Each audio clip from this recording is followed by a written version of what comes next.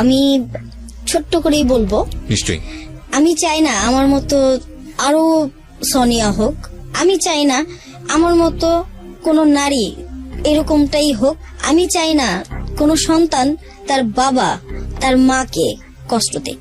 ওকে, ওনার উদ্দেশ্য মহৎ। আমি সবসময় একটা কথা বলি প্রিয় শ্রোতা আপনাদেরকে, যে যারা এখানে আসেন তারা অনেক বড় ভুল কিংবা অনেক বড় অপরাধ ফ্ল্যাশ আউট করতে এখানে আসেন, কিন্তু তাদের মনের মধ্যে চমৎকার একটা মানবিক গুণ আছে। সেই মানবিক গুণ ধাক্কা দিয়ে তাদেরকে এরকম একটা অনুষ্ঠানে আনে যাতে করে তার মতো করে ভুল কেউ কখনো না করে। সুতরাং সেই দিক থেকে এই মানুষদের প্রতি আমাদের রেসপেক্ট করা উচিত।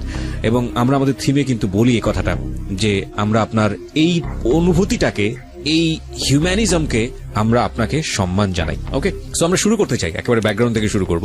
আপনি বলেন আপনার মতো করে। বাবা আর্মি কনস্টেবল ছিল, সেখান থেকে বাবা ওইটা ছেড়ে দিয়ে তারপর বিদেশে চলে যান। আচ্ছা, উনি বেশিরভাগ সময়টা বাহিরেই কাটাইছেন। তো আমি আমার সৎ মায়ের কাছে মানুষ, দাদির কাছে।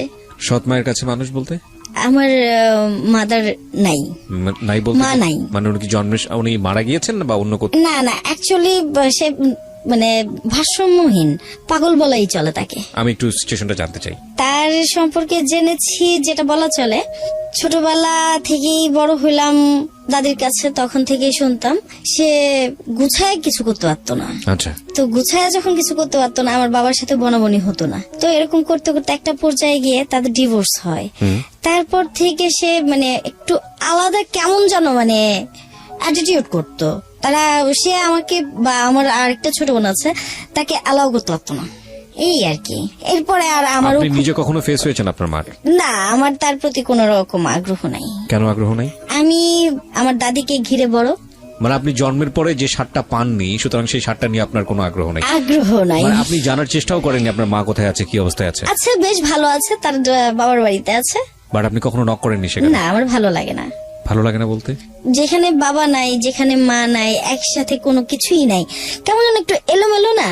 তো এই এলোমেলোর মধ্যে কিছু পাইতে গেলে কিছু হারাইতে হয়।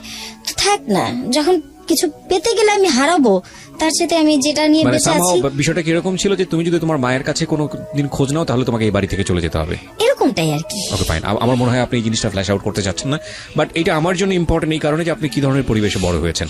সো আপনি জন্মের পরপরই কি সৎ মাকে পেলেন নাকি তার? না না না, আমার বয়স তখন 2.5 বছর। আচ্ছা, 2.5 বছর। তখন থেকে আপনি কি বড় মেয়ের পরিবারে আমি বড় মেয়ে, সন্তান? বাবার বড় মেয়ে। মানে প্রথম সন্তান কিনা? হ্যাঁ হ্যাঁ। ওকে। তো দেখা গেছে যে আমি আসলে ব্যাপারগুলো মানে এমন একটা বিয়াতে ছিলাম, মানে আমি প্রকাশ করতে পারবো না। তো দাদির কাছ থেকে সেই মমতা, সেই যতটুকুন পাওয়ার দরকার ছিল, বাবার আদর যতটুকুন যাই ছিল, দাদির কাছ থেকে আমি আমার পাওয়া। তো দাদির হাতেই মানুষ বলবো না কি বলবো আমি জানি না, তবে দাদির হাতেই আমি বড় হয়েছি। ওকে। দেখা গেছে একটা পর্যায়ে আমি যখন বেড়ে উঠতে শুরু করলাম, যখন ক্লাস 4-5 পড়ি, ঠিক তখন মানে আমি ছিলাম ছোটুম তো একটা পড়ি, মানে এখানে ওইখানে সেখানে এখানে ওইখানে সেখানে আমি খালি দৌড়াইতাম। আচ্ছা। তো এই বাড়ি সেই বাড়ি দৌড়াইতে দৌড়াইতে দেখা যেত যে আমার পড়াশোনার আর কোনো খবর থাকতো না। তো এরকম করতে করতে হঠাৎ করে একদিন আমার আম্মা বলেন যে তুমি এখনো যে বাহিরে, তুমি আসো না কেন বাসায়? তো আমি বললাম আমি আন্টির বাসায় আছি, আসতেছি। তো ওই বাসায় আবার আমার খেলার সাথে আমার মিলে যায়। তো ওইখানে প্রায় রাত্র 10টা পর্যন্ত থাকি। তো মা কি করছে, যায় ওইখানে যায় আমার চুলের মুঠি ধইরা চিম চিম 4টা কিল দিল, দিয়ে তারপরে আমাকে নিয়ে আসলো। তো এরপরে স্যার আসলো, স্যার এসে জিজ্ঞাসা করতেছে কি ব্যাপার, আপনি কি পড়াশোনা করবেন না? তো আমি বললাম স্যার করবো, স্যার এরকম করলে তো হবে না স্যার, আমাকে একটু খেলতে দিতে হবে। তো স্যার বললো যে আর কত খেলবেন, সারাদিনই তো আপনি খেলার মধ্যেই আছেন। তো আমি বললাম স্যার আমার কিন্তু মন ভরে না, এরকম পাগলামি টাইপ কিছু করতাম। তো দেখা গেছে এরকম করতে করতে যখন ক্লাস 6-এ চলে আসি, 6-এ গিয়ে তখন আসলে আমি যে একটা মেয়ে সেটা কিন্তু আমার মাথায় ছিল না। মানে আপনি সেভাবেই বড় হয়েছেন, কেউ আপনার মাথায় দেয়নি বিষয়টা? না, আমি যে একটা মেয়ে সেই জিনিসটা আমি নিজেই জানি না।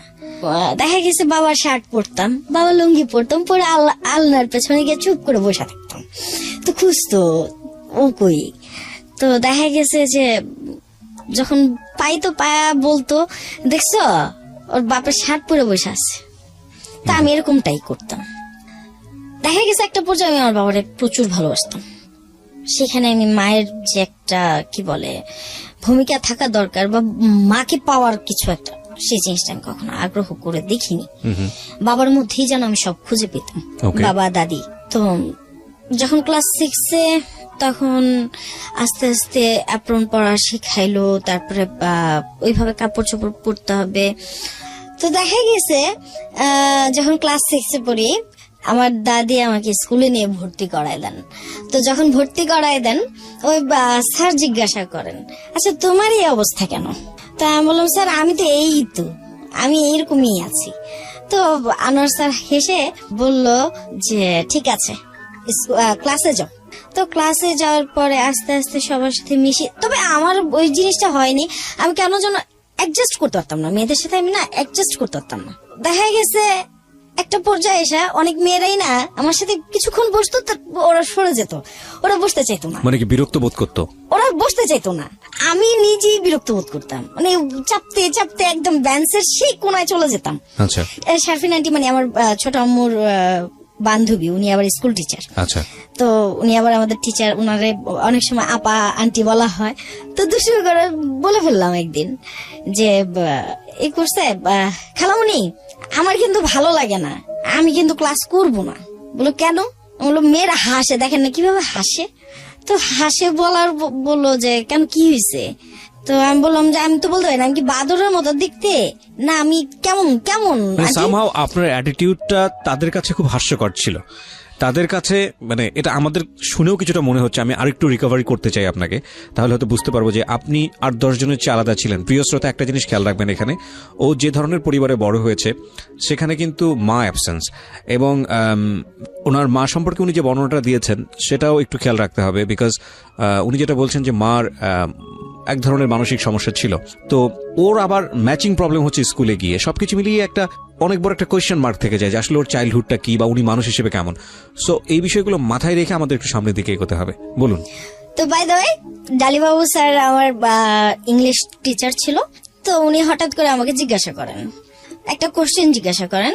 তো আমি ওটার আনসার না দিয়ে উল্টা আনসার করা শুরু করলাম। তো উল্টা আনসার কোশ্চেন করা শুরু করলাম, বলার সাথে সাথে উনি আমার বেঞ্চের উপরে দাঁড় করাই দিল। তো বেঞ্চের উপরে দাঁড় করানোর পরে বললাম, স্যার এটা তো ঠিক হইলো না, আপনি আমার বেঞ্চের উপরে না দাঁড় করে আপনি আমার কানাভুটি না হইতে পারতেন। কানাভুটি কি জিনিস? কানে ধরে উঠবস করা। ওকে, এটা না হইতে পারতেন। তো আগে শুধু শুধু কেন আমার এই খামাখায় দাঁড় করায় রাখলেন? তো স্যার বললো, তুই বেয়াদব হয়ে গেছিস মেয়ে। স্যার আমি মেয়ে কোন জায়গা দিয়ে, আমি তো দেখতে পাচ্ছি না মেয়ে কোন দিক দিয়ে আমি। আচ্ছা যাই হোক, তারপর ওইখান থেকে বের হলাম, স্কুল থেকে বের হলাম। তো রাস্তা দিয়ে আসতাম, ছেলেরা অনেক সময় দেখতাম আমাকে দেখলে না মানে কেউ প্রপোজ করতে চাইতো, কেউ কনফিউশনের দেখা যেত যে কনভিন্স করতে চাইতো, কেউ কনফিউশনে আসতে চাইতো না, কেউ দেখা যেত যে মানে এক একজন এক এক ধরনের দেখতাম আর কি। তো যখন দেখলাম আমার বাড়ির পাশে ভাড়াটিয়া হবে, তো সে ছেলেটা আমাকে দেখলে প্রায় হাসতো। আমি আবার স্কুল থেকে আসার পথে, এটা আমার মানে প্রতিদিনের একটা রুটিন ছিল, একটা আজিজ মিল্ক চকলেট খাইতে হবে আমার। খেতে খেতে আমি বাসায় চলে আসতাম। অনেক সময় দেখা যেত যে বাসায় আসতে আসতে রাস্তায় বসে খেলতে বসে পড়ছি। তো দেখা গেছে তখন তো আমাদের গ্রাম ছিল, এখন তো বর্তমানে দেখা যায় যে এই জায়গাটা গ্রাম নাই, গ্রামের আকারে গিয়ে থেমে নাই, এখন তো শহর হয়ে গেছে। তো তখন এরকম করতে করতে ক্লাস যখন 7-এ উঠলাম, 6-এর চ্যাপ্টার এইভাবেই চলতে থাকলো। ক্লাস 7-এ যখন উঠতে শুরু করলাম তখন একটু কেমন একটু শরীরের মধ্যে চেঞ্জ চলে আসলো। তো চেঞ্জ গুলো আমি আসলে মানে খুব একটা কি বলে বুঝতে পারতাম না। তো ফুপুকে এক এক রকমের প্রশ্ন করতাম, তো ফুপু যা পারতো তাই বলতো। আচ্ছা, দাদিকেও প্রশ্ন করতাম, দাদি আমারে কখনো একা যেতে দিত না এই প্রশ্নগুলো করার পর থেকে। হ্যাঁ, তো আমাদের ওয়াশরুমটা ছিল যেমন আমি এখানে বসে আছি, এখান থেকে আপনার ওই ওয়াশরুম পর্যন্ত অতটুকু দূরে। আমাদের বাড়িটা কিন্তু অনেক বড়। হ্যাঁ, তো দেখা গেছে যে ওই ওয়াশরুমে যেতে হলে আপনার 3 মিনিট তো লাগবেই হেঁটে যেতে। তো রাত্র কখনো 10টা, কখনো 11টা, কখনো 12টা। তো দেখা গেছে যে আমার দাদি হারিকেন নিয়ে দাঁড়ায় থাকতো। আচ্ছা। আমার জন্য। তো আমি ওয়াশরুমে যাইতাম অনেক সময়। তো এরকম করতে করতে হঠাৎ করে একদিন আমারই জ্যাঠাতো ভাই, তো দেখা গেছে সে প্রেমের যে কি বলে এই চিঠি টিঠি এগুলো দিতে আসতো। তো প্রপোজ করতো, অনেকবার প্রপোজ করছে। তো আমার ছোট বোনকে আমি বললাম, কি বলে তোরা কি শুনবি, যা খায় আয়, কি বলে যা খায়। তো ওরে পাঠাইতাম ছোট জনরে। তো ছোট জন গিয়ে দোকানে গিয়ে যা পারতো খাইতো, খায়াটাই আসতো। আমি কিন্তু আসলে প্রেম বিষয়ে কোনো ব্যাপার তখন পর্যন্ত আমার ভেতরে ছিল না। ওকে। আমি প্রেম বিষয়ে কি জিনিস আমি এগুলো বুঝতাম না। আচ্ছা। এগুলো আমার মাথায় ছিল না, আমার মাথায় শুধু এক খেলা। তো দেখা গেছে, তো উনি আমাকে চিঠি দিল, কখনো কার্ড দিত, কখনো এইটা দিত, কখনো সেটা দিত। তো এরকম করতে করতে আমি নিতাম, নিয়ে আমি আমার মাকে দিয়ে দিতাম যে মা ধরো তো, তুমি পড়ো, আমার ভালো লাগে না এগুলো, কি দিছে দেখো না। একটা জিনিস কি, সে আমার সৎমা হলো না, সে আমাকে বিশ্বাস করতো। আচ্ছা। আমি কোথাও কিছু করব না সেটা তার মাথায় ছিল। ওকে। তো বাই দ্য ওয়ে একদিন চিঠিগুলো হাতে দেওয়ার পরে আম্মা খুব ক্ষুব্ধ হয়ে গেল। ওনার বাবার বাড়ি তো আবার আমার বাবার বাড়ি থেকে একটু দূরে, মানে আমি যে স্কুলে পড়তাম পাইলট স্কুল, তো পাইলট স্কুল থেকে একটু পেছনে। সেও কিন্তু নাম করা বাড়ির মেয়ে। জি। তো বাই দ্য ওয়ে, তো ওইখান থেকে এক ছেলে আসে নাম মনির। ওই মনির আসার পরে বাইক নিয়ে আসতো, প্রতিদিন যাইতো 4-5 বার। তো মা এই জিনিসটা খুব ভালো চোখে আর দেখলো না। ওকে। প্রায় দেখতেছে যে বাসায় চিঠিও আসে, এই বাসার সামনে দিয়েও ওই বাইক নিয়ে দৌড়াদৌড়ি, ওই পেছনে দাঁড়াই, পেছনের থেকে প্রপোজাল দেওয়া দেই। তো মেয়ে নিয়ে আমি বিপদে আছি। তো এরকম করতে করতে সে এক পর্যায়ে আমার বাবাকে মনে হয় চিঠি দেয়। আচ্ছা। যে তুমি দেশে আসো, মেয়ের একটা ব্যবস্থা করো। ক্লাস 7 এ পড়েন তখন আপনি? ক্লাস 7 এ পড়ি। ওকে। আমি কিন্তু তখন বুঝতে পারতাম না, তখন আমি আমার ওই যে বললাম ত্রিং বিরিং নিয়েই ব্যস্ত, খেলাধুলা নিয়ে ব্যস্ত। আমি আমার খেলা নিয়েই ব্যস্ত। কখনো ডিগবাজি, কখনো পুকুরে সাঁতার, কখনো দেখা গেছে ওইখানে ওই ক্রিকেট খেলা, কখনো দেখা গেছে বৌমাছি খেলা, তারপরে দেখা গেছে কখনো ওই গোলাসুট খেলা, একটা না একটা আমার আছেই। আচ্ছা। তো কখনো দেখা গেছে টিলো স্প্রেস, এগুলো খেলা নিয়ে না আমি সারাক্ষণ, আমার পড়াশোনা খুব একটা মন বসতো না এই খেলার উপরই। তো হঠাৎ করে বাবা আসলো। বাবা আসার পরে বাবা ডাকতেছে আমারে, আমি না ভয় কেমন একটু ভয় টয় পাওয়া শুরু করলাম, তার কাছে যেতে চাই না। তারপরেও সে ডাকলো, গেলাম। যাওয়ার পরে বললো, তোর নামে এত কমপ্লেন শুনিয়ে আমি এত এত এত, এই তোরে কি আমি খাবার দিই না, এই তোরে কি আমি পড়া দিই না, এই তোরে কি আমি কিছুই দিই না, তুই এমন করিস কি লিগা? তা আমি না বোকার মতো তাকায় আছে, কি বলে আমি তো বুঝতেই পারতেছি না আসলে বলেটা কি এটা। যাই হোক, বাবা খুব রাগের বসে আমারে খুব পেটায়, খুব। তো ফুপিয়ারা ছিল, আসলে আমি বুঝতে পারিনি। বাই দ্য ওয়ে মারধর করলো। মারধর করার পর রাত্র তখন 9টা। তো দেখি যে আমার কাপড় টাপড় ভেসে যাচ্ছে। আমি কি শিশু করে দিলাম, না কিছু হয়ে গেল, না পানি পড়লো, মানে আমি এই নিয়ে খুব বিচলিত, এই মায়ের উপরেই। তো বাই দ্য ওয়ে ফুপি দেখছে, ফুপি দেখার পর বলতেছে যে এই দাঁড়া, তুই মেয়ের গায়ে আর হাত তুলবি না, সর, মেয়ের গায়ে আর হাত তুলবি না। দাদি খুব কান্না করতেছে, আমার নাতিনে মেরে ফেলাইতেছে, আরে ওরে মেরে ফেলাই দিছে, তোরা ধর ওরে। তো এরকম করার পরে বাবাও একটু, বাবারে পেছন দিয়ে এসে আমার দাদি দুটা দিল, চাট করে 4টা দিল। তারপরে বাবা খুব রাগ হয়ে গেছে দাদির উপরে। হ্যাঁ, তোমার লেগে আমি মেয়ে শাসন করতে পারি না, তোমার লেগে আমি মেয়ে কিছু করতে পারি না, তুমি খালি দাও। পরে আচ্ছা ঠিক আছে, তোর কিছু করা লাগবে না, তুই বিয়ে দিয়ে দে, এই কথাটা দাদি বললো। তো ততক্ষণে আমি যে কোনোটা বসেছিলাম সে কোনোটা ভিজা স্যাঁতস্যাঁতে হয়ে গেল। পরে ফুপি দেখে বললো, কি অবস্থা, এটা এরকম কেন? আমি বললাম, ফুপি বলতোই না তো, মায়ের চোটে কি ফাটাই ফেলাইলো না তো তোমার ভাই আমারই, দেখো তো। পরে ও হাসিয়া দিছে। ফাইন, আমরা বুঝতে পেরেছি বিষয়টা। ওকে, ঠিক আছে। তো এটা নিয়ে কোনো ইস্যু ক্রিয়েট হলো কি, মানে এই যে ঘটনাটা আপনার for the first time in your life? আসলে যখন আমার বাবা আমাকে এই জিনিসটা করে, এই জিনিসগুলো আমার ভেতরে আস্তে আস্তে আস্তে আস্তে কেমন যেন একটা, মানে তাদের কাছ থেকে দূরে সরে যাওয়ার একটা কি বলে চেতনা চলে আসে।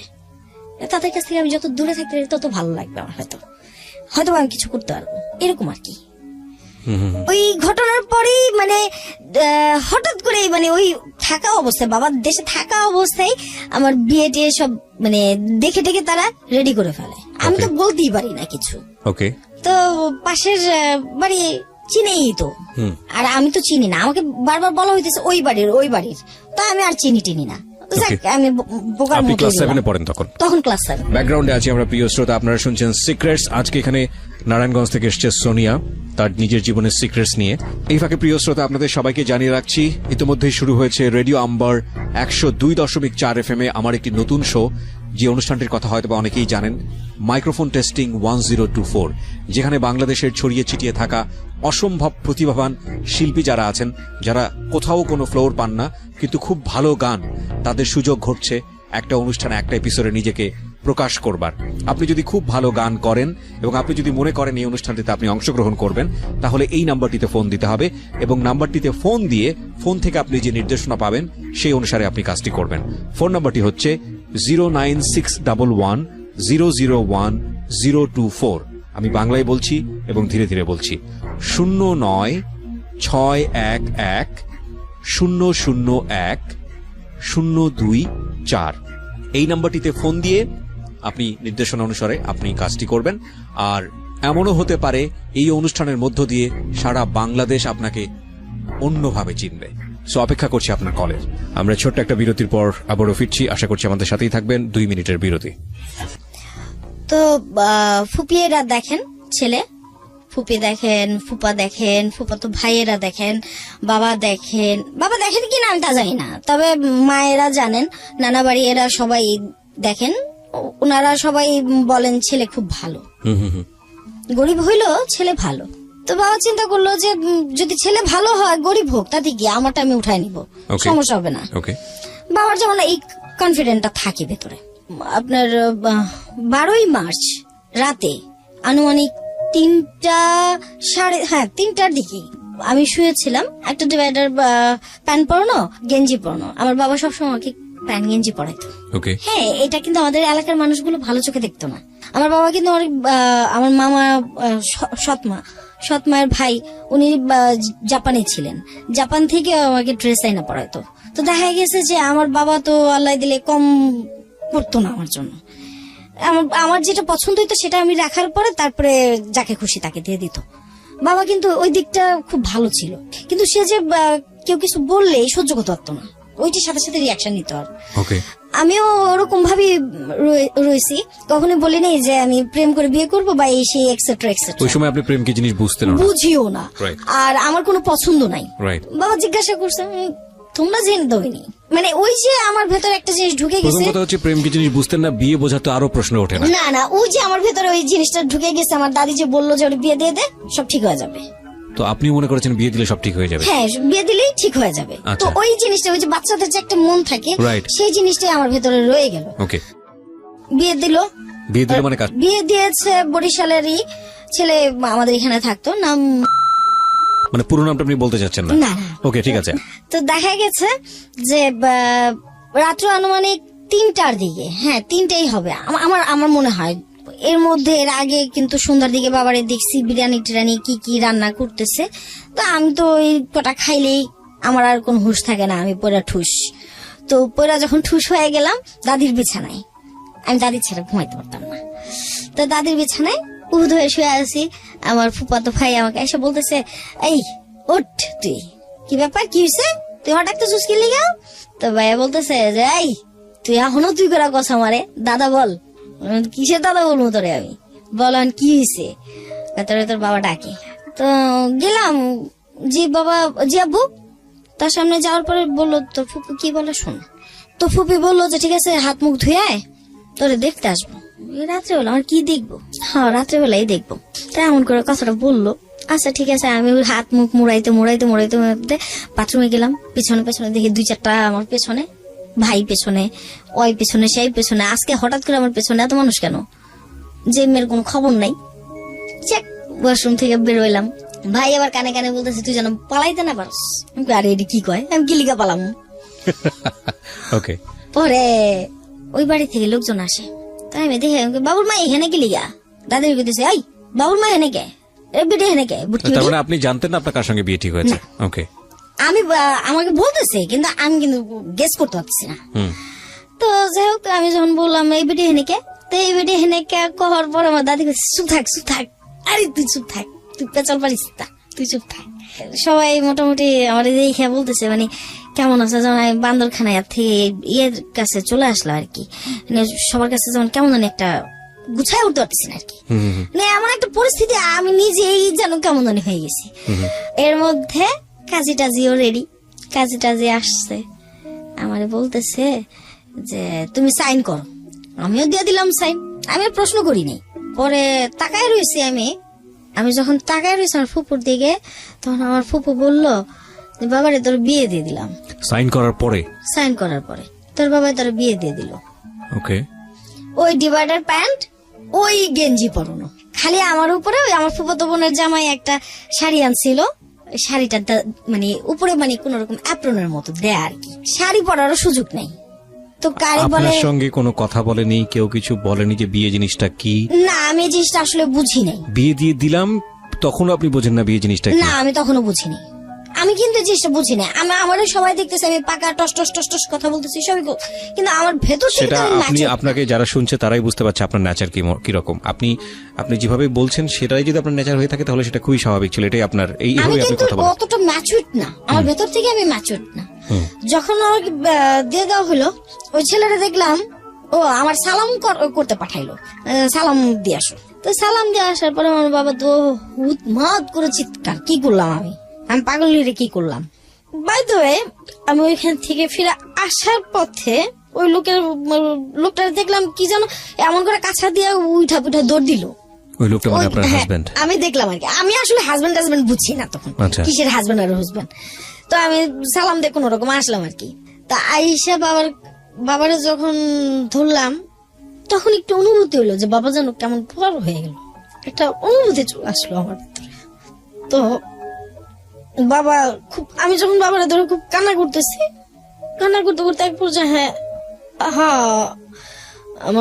আমার টাইনা যখন ভিতর নিয়ে যায়, ভিতরের রুমে সব মেহমান অতীত চলে যায়, যাওয়ার পরে আমি বিছানায় গিয়ে শুই, বাবার সাথে গিয়ে শুই, বাবার উপরে পা দিয়ে শুই।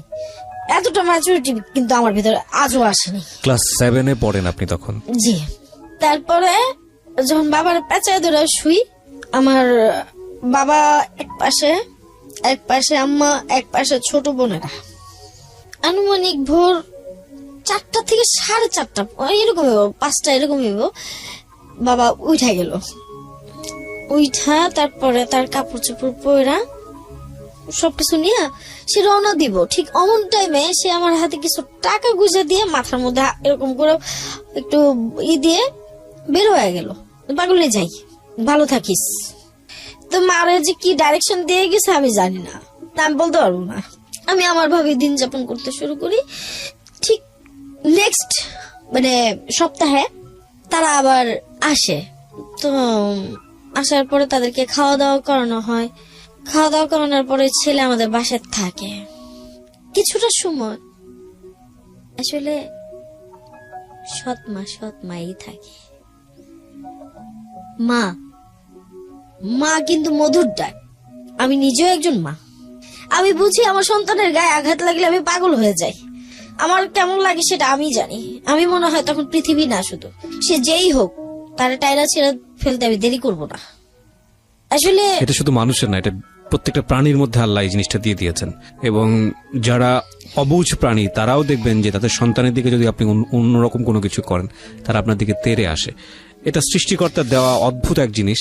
এটা আপনি ঠিকই বলেছেন, কিন্তু আপনি সৎ মায়ের প্রসঙ্গে কিছু একটা বলতে চাচ্ছিলেন। হ্যাঁ, তো যাই হোক, সে আমাকে বললো জোর পড়বো কি, আমি বেরোবো, এর মধ্যে আমার বেরোতে দিচ্ছে না। ওই ঘরে যা, আপনার মা? হ্যাঁ। তো বলতেছে ওই ঘরে যা। পরে রাগ হয়ে গেলাম। ওই ঘরে মানে যে ঘরে আপনার হাজবেন্ড? হ্যাঁ। ওকে। রাগ হয়ে গেলাম, এক তরফ রাগই হয়ে গেলাম। রাগ হয়ে তারা অনেকগুলো উল্টাপাল্টা কথা বলছি আমি সৎমাকে। অনেকগুলো উল্টাপাল্টা কথা বলছি আমি। তো তার বোন ছিল, এখন সে পরের দিন চলে যাবে। তার মানে ইচ্ছাই হয়েছে তার সে পরের দিন বাবার বাড়ি চলে যাবে। থাকি তো বাসায় আমি, দাদি, ছোট বোন। ওকে। তা আমরা 2 বোনই থাকি বাসায়। আর কোনো ভাই বোন ছিল না? না। ওকে। সৎ মায়ের কোনো ভাই বোন ছিল হ্যাঁ না? আছে। তো উনি একটু এই পাইলেই না তার বাবারে চলে যায়। কাছাকাছি ছিল বোধহয়। হ্যাঁ, তো যাই হোক, ফ্রিজে খাবার টাবার ছিল। তো ওই টাইমটা আমার খুব ক্ষুধা লাগছে, খাবো, সেজন্য কেমন একটা আর চোখে আমার নাই করলো, সেটা আমি বুঝতে পারছি। কে না করলো? আম্মা কেমন একটা আর চোখে সে নাই করলো আমারে। তো ঠিক আছে, ভালো কথা, খেলাম না, ধরলাম না, কি হইলো? কিছুই হইলো না। যেমন আমি এইভাবে চলা শুরু করলাম। তো দাদির কাছে গিয়ে ওই বিড়ালের বাচ্চা যেরকম মুড়া টোড়া ভিতরে ঢুকে, ঠিক এরকম বিড়ালের বাচ্চার মতো মুড়া টোড়া দাদির পেটের মধ্যে ঢুকা শুরু করলাম। পরে দাদি একতরফ কান্নাই করছে। পরে আমার কটা খাবার এনে দিচ্ছে, আমি খাবারটা খাইছি। খাওয়ার পরে শুয়েছি। আমি কিন্তু বুঝতেও পারিনি এগুলো। ওই লোকটা তারপরে এই যে আস্তে আস্তে আসা শুরু করলো আপনাদের বাড়িতে? আমাদের বাড়িতে। তো হঠাৎ একদিন বয়সের ডিফারেন্স কত ছিল আপনার সঙ্গে? আপনার তো তখন 13-14 সর্বোচ্চ বয়স। ওই লোকের তখন মিনিমাম 30-32। ওকে। তো দেখা গেছে এক পর্যায়ে তার বাবার মৃত্যুবার্ষিকী। আমি কিন্তু বুঝি না, দিন দুনিয়া এগুলো বুঝি খুব কম। একটা জিনিসই বুঝি, কাজ বুঝি, দৌড়াদৌড়ি বুঝি, এটাই বুঝি। আমার বুঝ কাজ, কচুরি আনতে হইব, কচুরি আনতে পারবো, দুধ আনতে হইব, দুধই দিয়ে দিতে পারবো, মানে এরকম আর কি।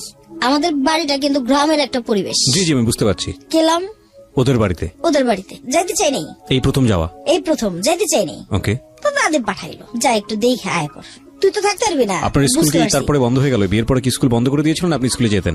না, শেষ না করে দিল কে?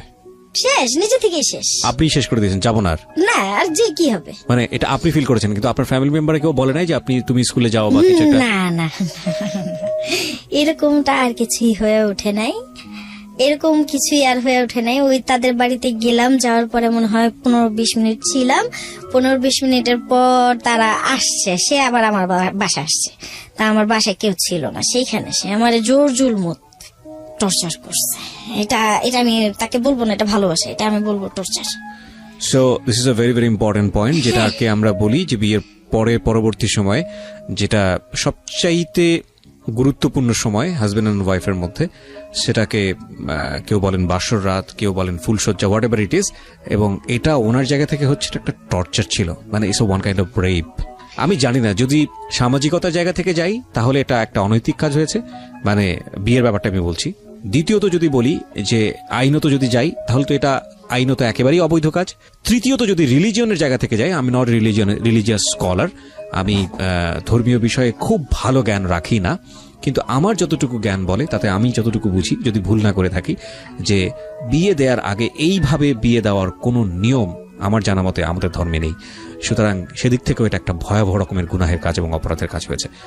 এবং ঠিক আছে, টর্চার হলো, তারপর ওই অবস্থায় যে আমার বড় বাচ্চাটা আমার পেটে রয়ে যায়, সেটা তো আমি বুঝতে পারি নাই। মানে এই ফার্স্ট টাইমই আপনি কনসিভ করেন? হ্যাঁ, এটা আমি বুঝতে পারিনি, কারণ ওই যে বললাম আপনি তো জানতেই না, ইনফ্যাক্ট দূরত্বটা তো ওইখানেই প্রথম ভেসে গেল। রাইট। সেইখান থেকেই বিয়ে হয়ে গেল। পরের সপ্তাহে আমার বিয়ে, আর পরের সপ্তাহে সবকিছু শুরু হয়ে গেল। এই যে রানিং হয়ে গেল জীবনটা, এই যে এখান থেকেই শুরু হয়ে গেল। তো মায়ের কোলে বা আমার দাদির কোলে বা আমার বাবার কোলে আমি বসে আপনি থাকার আমাকে একটা ছিলাম মিনিট না। একটু সময় দেন, আমি এই জায়গাটা একটু কথা বলতে চাই। আমাদের সামাজিকতা এগুলো এখন অনেক বড় ট্যাবু, একটা সময় পর্যন্ত মনে করা হতো, এখন এগুলো বিষয় নিয়ে অনেক ওপেন ডিসকাশন হচ্ছে, যে আসলে ছেলেমেয়েদেরকে শ্রেণীকক্ষে পাঠদানও করা হচ্ছে। ইজ ভেরি ভেরি ইম্পর্টেন্ট যে একটা মেয়ে হয়ে ওঠা, শারীরিক যে পরিবর্তন বয়ঃসন্ধিকালে আসে, সেগুলো নিয়ে কথা বলতে গেলে মানুষ মনে করেন না, এগুলো শোনাও পাপ। আমাদের কিন্তু এই সমাজের কিন্তু বাস্তবিক অবস্থাটা কিন্তু এরকম, কিন্তু এটা জীবনের খুবই গুরুত্বপূর্ণ একটা বিষয়। একটা মেয়েকে পরিবারের মধ্যে খুব সুন্দর করে এই বিষয়গুলো নিয়ে শিক্ষা দেয়া, যে এটা এই জিনিস, এটা করলে এটা হয়, এটা করলে এটা হয়। এই কাজটা আমাদের পরিবারে মনে করা হয় এটা একটা বিশাল অপরাধের কাজ, এগুলো নিয়ে ডিসকাস করা যাবে না, এগুলো নিয়ে আলোচনা করা যাবে না। এবং যে কারণে এগুলো বিভিন্ন রকমের মিসকনসেপশন কিন্তু মানুষের মধ্যে গ্রো করে। এবং দেখা যায় সে হয়তো তার বড় বোনের কাছ থেকে শুনেছে, তার বড় বোন হয়তো তার পাড়া প্রতিবেশীর কাছ থেকে শুনেছে, কিন্তু এই শিক্ষাটা আসলে কার কাছ থেকে আসা উচিত, প্রপারলি কার কাছ থেকে আসা উচিত? আমি মনে করি যারা বয়োজ্যেষ্ঠ আছে তাদের কাছ থেকেই আসা উচিত। আসা উচিত। প্রথমত আমি মনে করি বাবা মায়ের কাছ থেকে পারিপার্শ্বিকতা আসা। থেকে আসা উচিত। রাইট বাবা মা সবারই থাকে না, রাইট সবার বাবা মা থাকে না। কিছুদিন আগে একটা বাচ্চা কিন্তু জন্মাইছে, তার মা ছিল পাগল। রাইট, ফেসবুকে এই কাজটি হয়েছে এবং আমি স্পেশালি থ্যাঙ্কস দিতে চাই আজকের এই অনুষ্ঠান থেকে। আমার গা শির উঠেছে। আপনি ফেসবুকে অনেক বেশি মনে হয় অ্যাক্টিভ থাকেন, যে কারণে আপনি না জেনেছেন না, এটা। ফেসবুকে না, টেলিভিশন থেকে। টেলিভিশনে আপনি জেনেছেন এটা? কখনো আমি ফেসবুক ইউজ করি নাই। Okay. আর আমি এই যে আমার লুডুমপুরে একটা DD2 এর মডেলের একটা সেলফোন ইউজ করি। আমার কখনো ফেসবুক, ইউটিউব, তারপরে আপনার কি বলে আরো যা আছে, এগুলো তো যে ওঠা হয়নি। ফাইন, আপনি যখন ইউটিউবের কথা বললেন, আমি একটু বলে দিই প্রিয় শ্রোতা, এই অনুষ্ঠানটি আপনারা ইউটিউবে শুনতে পাবেন। আমরা আপলোড করে দিচ্ছি কিছুক্ষণের মধ্যেই। আমাদের ইউটিউবের ঠিকানা www.youtube.com/DFM904। আমি আবারও বলছি, ঢাকা FM 90.4 নামে ইউটিউবে সার্চ দিলেই আপনি পাবেন আমাদের চ্যানেলটি, এবং ওখানে গিয়ে আপনি অবশ্যই সাবস্ক্রাইব বাটনে ক্লিক করতে ভুলবেন না। আপনি যে ইম্পর্টেন্ট বিষয়টি কথা বলছিলেন যে হ্যাঁ, পাগলির মেয়েটা পাওয়া গেল এবং তাকে একটা পরিবারের কাছে হস্তান্তর করা হয়েছে। পুরো প্রসেসটাই খুব সুন্দরভাবে হয়েছে এবং খুব দুর্ধর্ষ ঘটনা। রাস্তার মধ্যে বাচ্চা প্রসব করেছে সে, কোন এক পথচারী সেখানে তারপরে দেখেছে। সে ভাগ্যবান, তার কিন্তু তিনটে মামা মিলেছে। রাইট, হ্যাঁ, তারপরেও কিন্তু সে ভাগ্যবান না, তার এরকম তিনটে মামা মিলেছে। অনেক ভাগ্যবান আমার মিলেছে কি? এক্স্যাক্টলি, আপনি এই কথাটা বলতে পারেন যে আপনার আসলে মিলেছে কি। ওনার পরিবার থাকার পরও ওনার প্রতি অত্যাচার হয়েছে এবং সেটা ভয়াবহ রকমের অত্যাচার। এটা আমাদের সামাজিকতার চিত্র। আমরা সেক্স শব্দটা শুনলে মনে করি যে এটা একটা ভয়াবহ রকমের বাজে ডিসকাশন হচ্ছে এখানে, কিন্তু জীবনের খুব গুরুত্বপূর্ণ একটা বিষয় এবং এটাকে এত গোপন রাখার ফলে নীরবে নিভৃতে কতটা টর্চার হতে পারে একটা শিশুর প্রতি, কিংবা কতটা টর্চার হতে পারে একটা কিশোরের প্রতি, এই সিনারিওগুলো অনেক সময়, বিশেষ করে এনজিওর কিছু ডাটা আছে, আপনারা যখন এগুলো নিয়ে স্টাডি করবেন, যখন পড়বেন, তখন বুঝবেন যে এটা আসলে কতটা ভয়ানক। ভাই, আপনার সামনে আগুন আছে, এই আগুনটাকে আপনি সেদ্ধ করার কাজে ব্যবহার করবেন, নাকি আগুনটাকে আপনি আপনার ভালো লিভিং লাইফের জন্য ব্যবহার করবেন, নাকি আগুনটাকে পোড়ার জন্য ব্যবহার করবেন, সেটা কিন্তু আপনার একান্তই ব্যক্তিগত বিষয়।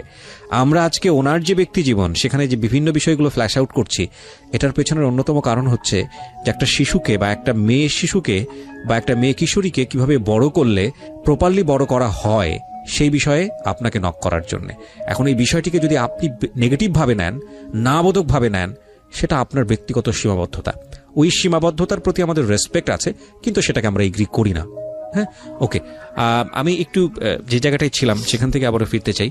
যে আপনি প্রথমত বিয়ে বুঝতেন না, একটা মেয়ে কখন মেয়ে হয়ে ওঠে সেটা বুঝতেন না, তারপরে আপনার সঙ্গে যেটা বললেন, আপনি একটা টর্চার হলো শারীরিক সম্পর্কটাকে, এবং তারপর আপনি কনসিভ করে উঠলেন। খুব সহজেই কনসিভ করার বিষয়টি কি সেটাও আপনি বোঝেন না। বুঝি নাই। ওকে, আমি সামনের দিকে আগাই। তারপর শ্বশুর বাড়িতে যাইতে হবে, বাড়িতে থাকার মতো প্রসিকিউশন গুলো নাই। তো বাই দ্য ওয়ে, দেখা গেল মার্চের 12 তারিখে আমার বিয়ে হয়। কত সালের? 97 সালে। 1997 সালে। ওকে, মেয়ের দিকে শ্বশুর বাড়িতে যাতায়াতটা বাড়লো। আপনার? আমার যেতে হয়, বুড়ো শাশুড়ি কাজ টাজ করে দিতে হয়, পানি টানি চেপে দিতে হয়, তার কাপড় চোপড় আগায় দিতে হয়, এরকমটাই। আপনার জামাই কি করতো? উনি ঘড়ির ব্যবসা করতেন। ফাইন, বিরতি নেব প্রিয় শ্রোতা। এই জায়গাটিতে ছোট্ট একটা বিরতি, মাত্র 2 মিনিটের। এই ফাঁকে প্রিয় শ্রোতা, আপনাদের সবাইকে জানিয়ে রাখছি, ইতিমধ্যেই শুরু হয়েছে রেডিও আম্বার 102.4 FM এ আমার একটি নতুন শো, যে অনুষ্ঠানটির কথা হয়তো অনেকেই জানেন, মাইক্রোফোন টেস্টিং 1024, যেখানে বাংলাদেশের ছড়িয়ে ছিটিয়ে থাকা অসম্ভব প্রতিভাবান শিল্পী যারা আছেন, যারা কোথাও কোনো ফ্লোর পান না কিন্তু খুব ভালো গান, তাদের সুযোগ ঘটছে একটা অনুষ্ঠানে, একটা এপিসোডে নিজেকে প্রকাশ করবার। আপনি যদি খুব ভালো গান করেন এবং আপনি যদি মনে করেন এই অনুষ্ঠানটিতে আপনি অংশগ্রহণ করবেন, তাহলে এই নাম্বারটিতে ফোন দিতে হবে, এবং নাম্বারটিতে ফোন দিয়ে ফোন থেকে আপনি যে নির্দেশনা পাবেন সেই অনুসারে আপনি কাজটি করবেন। ফোন নাম্বারটি হচ্ছে 09611001024। আমি বাংলায় বলছি এবং ধীরে ধীরে বলছি, 0961001024। এই নাম্বারটিতে ফোন দিয়ে আপনি নির্দেশনা অনুসারে আপনি কাজটি করবেন। আর এমনও হতে পারে এই অনুষ্ঠানের মধ্য দিয়ে সারা বাংলাদেশ আপনাকে অন্যভাবে চিনবে। সো অপেক্ষা করছি আপনার কলের। 2 মিনিট পর সোনিয়ার জীবনের সিক্রেটস নিয়ে আমরা আবারও ফিরছি। আশা করছি আমার সাথেই থাকবেন, যেখানটায় ছিলেন। এপ্রিল মের দিক দিয়ে মোটামুটি ভাবে যাওয়া আসা, দুপুরে হোক, সকালে হোক, বিকেলে হোক, ঘর মুছে দেওয়ার জন্য হোক, যেভাবে হোক যাওয়া হয়। তো এরকম করে আস্তে আস্তে হঠাৎ করে একদিন দুপুরবেলা মাথা ঘুরাইতেছে, ভাল লাগতেছে না, বমি বমি লাগতেছে। যেই মানুষ আমি এতগুলা খাই, সেই মানুষ আমি, আমার খাওয়া নাই। আমার দাদি যদি কারো বাসায় দুধ দিতে যাইতো, কেউ না কেউ দেখা যেত আমার দাদির কিছু না কিছু দিত। খুব আদর করতো আমার দাদিরে। আমার দাদি কিন্তু খুব ভালো একজন সম্মানী ব্যক্তি ছিলেন। তো দেখা গেছে কিছু না কিছু দিত, তো আমার দাদি এটা খাইতো না, না খায় আমার জন্য নিয়ে আসতো। তা আমি আবার দাদির টুলহুলি খাইতাম। দাদির কাছে কলা আছে, আপেল আছে, দাদির কাছে সবই আছে, কিন্তু আমার আর পেটে যায় না। পেটে গেলেই বমি আসে। তো খুব কান্নাকাটি করতেছিলাম। তো এক আন্টি আসছে আমাদের বাড়ির সামনে, আমাদের বাড়ি থেকে একটু দূর হইব, কতটুকু হইব মানে এখান থেকে 5 টাকা ভাড়া এরকমটা দূর হইব। তো ওই আন্টিদের বাসায় তো আন্টির মেয়ের সাথে খেলছি টেলছি। তা আন্টির কাছে গিয়ে বললাম যে আন্টি আমার পেটটা না কেমন যেন লাগে, শক্ত শক্ত লাগে, বমি বমি আসে, ভাল লাগে না। তো পরে হাইসা দিয়ে বললো পাগল নেই এনটা শো। তো শুইলাম মতো, পরে উনি একটু চেক আপ কি করলো না করলো পরে বললো আর কি। পরে ওই অবস্থায় মাথা চুলকাইতে আমার মাথা খালি এরকম নিজেরটা নিজে পিটাইতেছে। কি বলে এরা, কি বলে কি আসলে ব্যাপারটা, বাচ্চা ধারণ করা, বিয়ে হইলে যে স্বামীর সাথে থাকতেই হবে, স্বামীর সাথে এটাই করতে হবে, বুকের এখান দিয়ে যে কষ বের হবে, চুলকাবে, এগুলা কিন্তু আমার ভেতর মানে একটা কেমন যেন একটা অমানসিক একটা নির্যাতন শুরু হয়ে গেল, যেগুলো কি আমি কিন্তু কাউকে খুলে বলতে পারতেছি না। তো অনেক সময় দেখা গেছে আমার কিন্তু ওরকম রিয়েল যে একজন কাছের বান্ধবী থাকা, তার সাথে কিছু শেয়ার করা, এরকম কিছু ছিল না। হাই হ্যালো কেমন আছো, ভাই ভালো আছি রে, মানে দৌড়ের উপরে এইভাবেই চলছে আমার জীবন। তো বড় ছেলেটা দুনিয়াতে আসার আগ মুহূর্ত পর্যন্ত বাবা আসলো দেশে। বাবা ওইখান থেকে আসলো, আসার পরে জিজ্ঞাসা করলো কিরে তোর জামাই কি করে, কি আসে ওই বিষয় এই সেই। তো আমি আবার বললাম কি করবো, যেটা করার করে, তুমি কত কৌগা। আমি যখন কথাটা ছুড়ে দিলাম তুমি কত কৌগা, তো আমার ভালো লাগতেছে না কথা কইতে। পরের দিন আমি ওই দিন গেলাম, গিয়া বাবারে বলা গেলাম গা। পরে রাত্রেবেলা বাবা আবার ডাকাইছে, ছোট বোনের পাঠাইছে, তুই আর গিয়া লুই আয় গা, আর আইতে দিব না, চুপ করে লুই আয়। তো ওই দিন আবার বাবা খাসির বিরিয়ানি পাকাইছিল, আমার খুব ফেভারিট। আমি এগুলো পাইলে না আমার আর কিছু লাগে না। তো খাই তো বছরে 6 মাসে একদিন বাবা দেশে আসলে, এরপরে তো আমরা চোখে দেখি না। দেখা গেছে যে বাড়িতে পুকুর আছে, পুকুরে মাছ, বাড়িতে গরু মুরগি, যখন যেটা লাগে দাদি দেয়, আর দাদি যতটুকুন পারে ঠিক ততটুকুনি। তো বুড়ো মানুষ, ওরকম কিছু না। পরে জ্ঞানী এলো এই পেটটা নিয়ে, রাত্রিবেলা আসলাম, আসার পরে বাবা বলতেছে যে কিরে তুই একলা আইসিস না, তো কেউ লগে আইছে? আমাকে প্যাং লগে আইছে। প্যাং লগে আইছে? আমাকে এটা বুঝছস বালা? আমাকে এটা বুঝছি বালা। তাহলে চুপ করে খা। ওই মহিলারে মানে আমার শাশুড়ে খাবারটা দিল। পরে বাবা একটু দুষ্টুমি করলো, তো হ্যাঁ মানে পাঠাই দিতে হইব তো বাসায়। বাবা আমার রেখা দিতেছে, বাবাই কিন্তু আমার রেখা দিতে চেতেছে, তো হ্যাঁ তো লড়ে না। পরে ম্যাডাম রে কি করলো, ম্যাডাম রে আমার ছোট বোন বললো মাই আহেন আগে দেই, ভাইয়ার খাবারটাও দিয়ে দেই, খাওয়ায়েন গিয়া থাক, শরীরটা ভালো লাগতেছে না যখন থাক। তো বোন আমার এইভাবেই করলো। পরে কইলো যে আচ্ছা ঠিক আছে, তো থাকুক যাই। হ্যাঁ যেতে যেতে 11টা 11:30টার দিকে গেল মহিলাটা। তো যাওয়ার পরে বাবা কয় তুই আল্লাহ হেনে ঘুমা, খাইছস? পেটটা বসছে? হ্যাঁ বসছে। মনটা বসছে? হ্যাঁ বসছে। কিছু খাবি আরো? না। কিছু মনে চায়? হ্যাঁ আমার কলা দিয়ে ভাত খাইতে মন চাইছে। এমনি কইছি হ্যাঁ আমার কলা দিয়ে খাইতে মন চাইছে। গেছি কপালে আসিল, মানুষের বাড়ি দিয়ে গেছো, খাইতে পারি না। পরে খাই আর কয়টা, কিন্তু খাওয়ার মতো তো খাওয়াটা আর নাই। বাবা যে খাবারটা খাওয়াইতো, দাদি যে খাবারটা খাওয়াইতো, সেই খাবারটা তো নাই। 10 জন 12 জনের সাথে খাবার, ঝোল আলু থাকতো, ডিম ভাজা দিয়ে ভাত, এইভাবে চলতো আমার জীবন। পরে যখন রাত্র 2টা কাছাকাছি কেমন ব্যথা করা শুরু করে দিল, ওই বাবার বাড়িতেই 2টার দিকে ব্যথা শুরু হয়ে গেল। কেমন ব্যথা করে, চিৎকার চিল্লাচিল্লি করছি। চিল্লাচিল্লি করার পরে দাদি বলতেছে তুই একটু ঠান্ডা হ, এরকম হয়, এরকমই হয়, এটা কোনো সমস্যা না, তুই ঠান্ডা হ, আস্তে আস্তে এখানে ধর ওখানে ধর, দৌড়া দিয়ে কর। তো গা বইতেছে না, বাবা ভয় পেয়ে গেছে, বাবাই আমার ভয় পেয়ে গেছে। 13-14 বছর বয়স, সে হাজার হোক বাবা আমার মাই বলা চলে। পরে বাবা চিল্লান দিল, এই খোসাদা রিপনের মা আয়, আমার মেয়ে লয়ে বাড়ি তুই, আমার মেয়ে বাসাই তুই। পরে বাবা লয়ে গেল সিএনজি আনতে, সিএনজি নাই, বেবি রাত্রেবেলা, এই রাতের বেলা বেবি দিয়া, বেবি তো আর সামনে, বাসার সামনে আহে না, আর দূরে। পরে ওই রাস্তাটা গেল মতো, পরে আমার খুব নিয়ে যেতেছে, এইখান দিয়ে পায়ের নিচে দিয়ে আমার সব ভাইসা যেতেছে, পানি বাতাস ভেঙে গেছে। ওই অবস্থায় আমি বুঝতে পারিনি। তো গেলাম মতো, পরে বাবা সিএনজি আলার ঘাড়ের মধ্যে একটা চোর মারলো, আর্মি পার্সন ছিল তো, রাগ বেশি। পরে চোর মারলো, চোর মারার পরে বললো তুই সর, আমি চালায় যাম। আমি বসলাম, ফুপু আর আমার আল্লাহ আল্লাহ করাইতেছে, ই করতেছে, পিছন দিয়া ধোয়াই দিতেছে। ফুপু আম্মাও গেছে, সাথে গেছে। তা আমার একটা জিনিস খুব ভালো লাগছে, আমার বাবা ওই সময় সিদ্ধান্ত নিতে পারে না, তো আম্মা নিজে সিদ্ধান্ত দিল। ডাক্তারে গেলাম মতো, পরে হাসপাতালে যাই, নূর ক্লিনিকে পরে যাই, আগে যাই ভিক্টোরিয়া মিলে না, সিট মিলে না।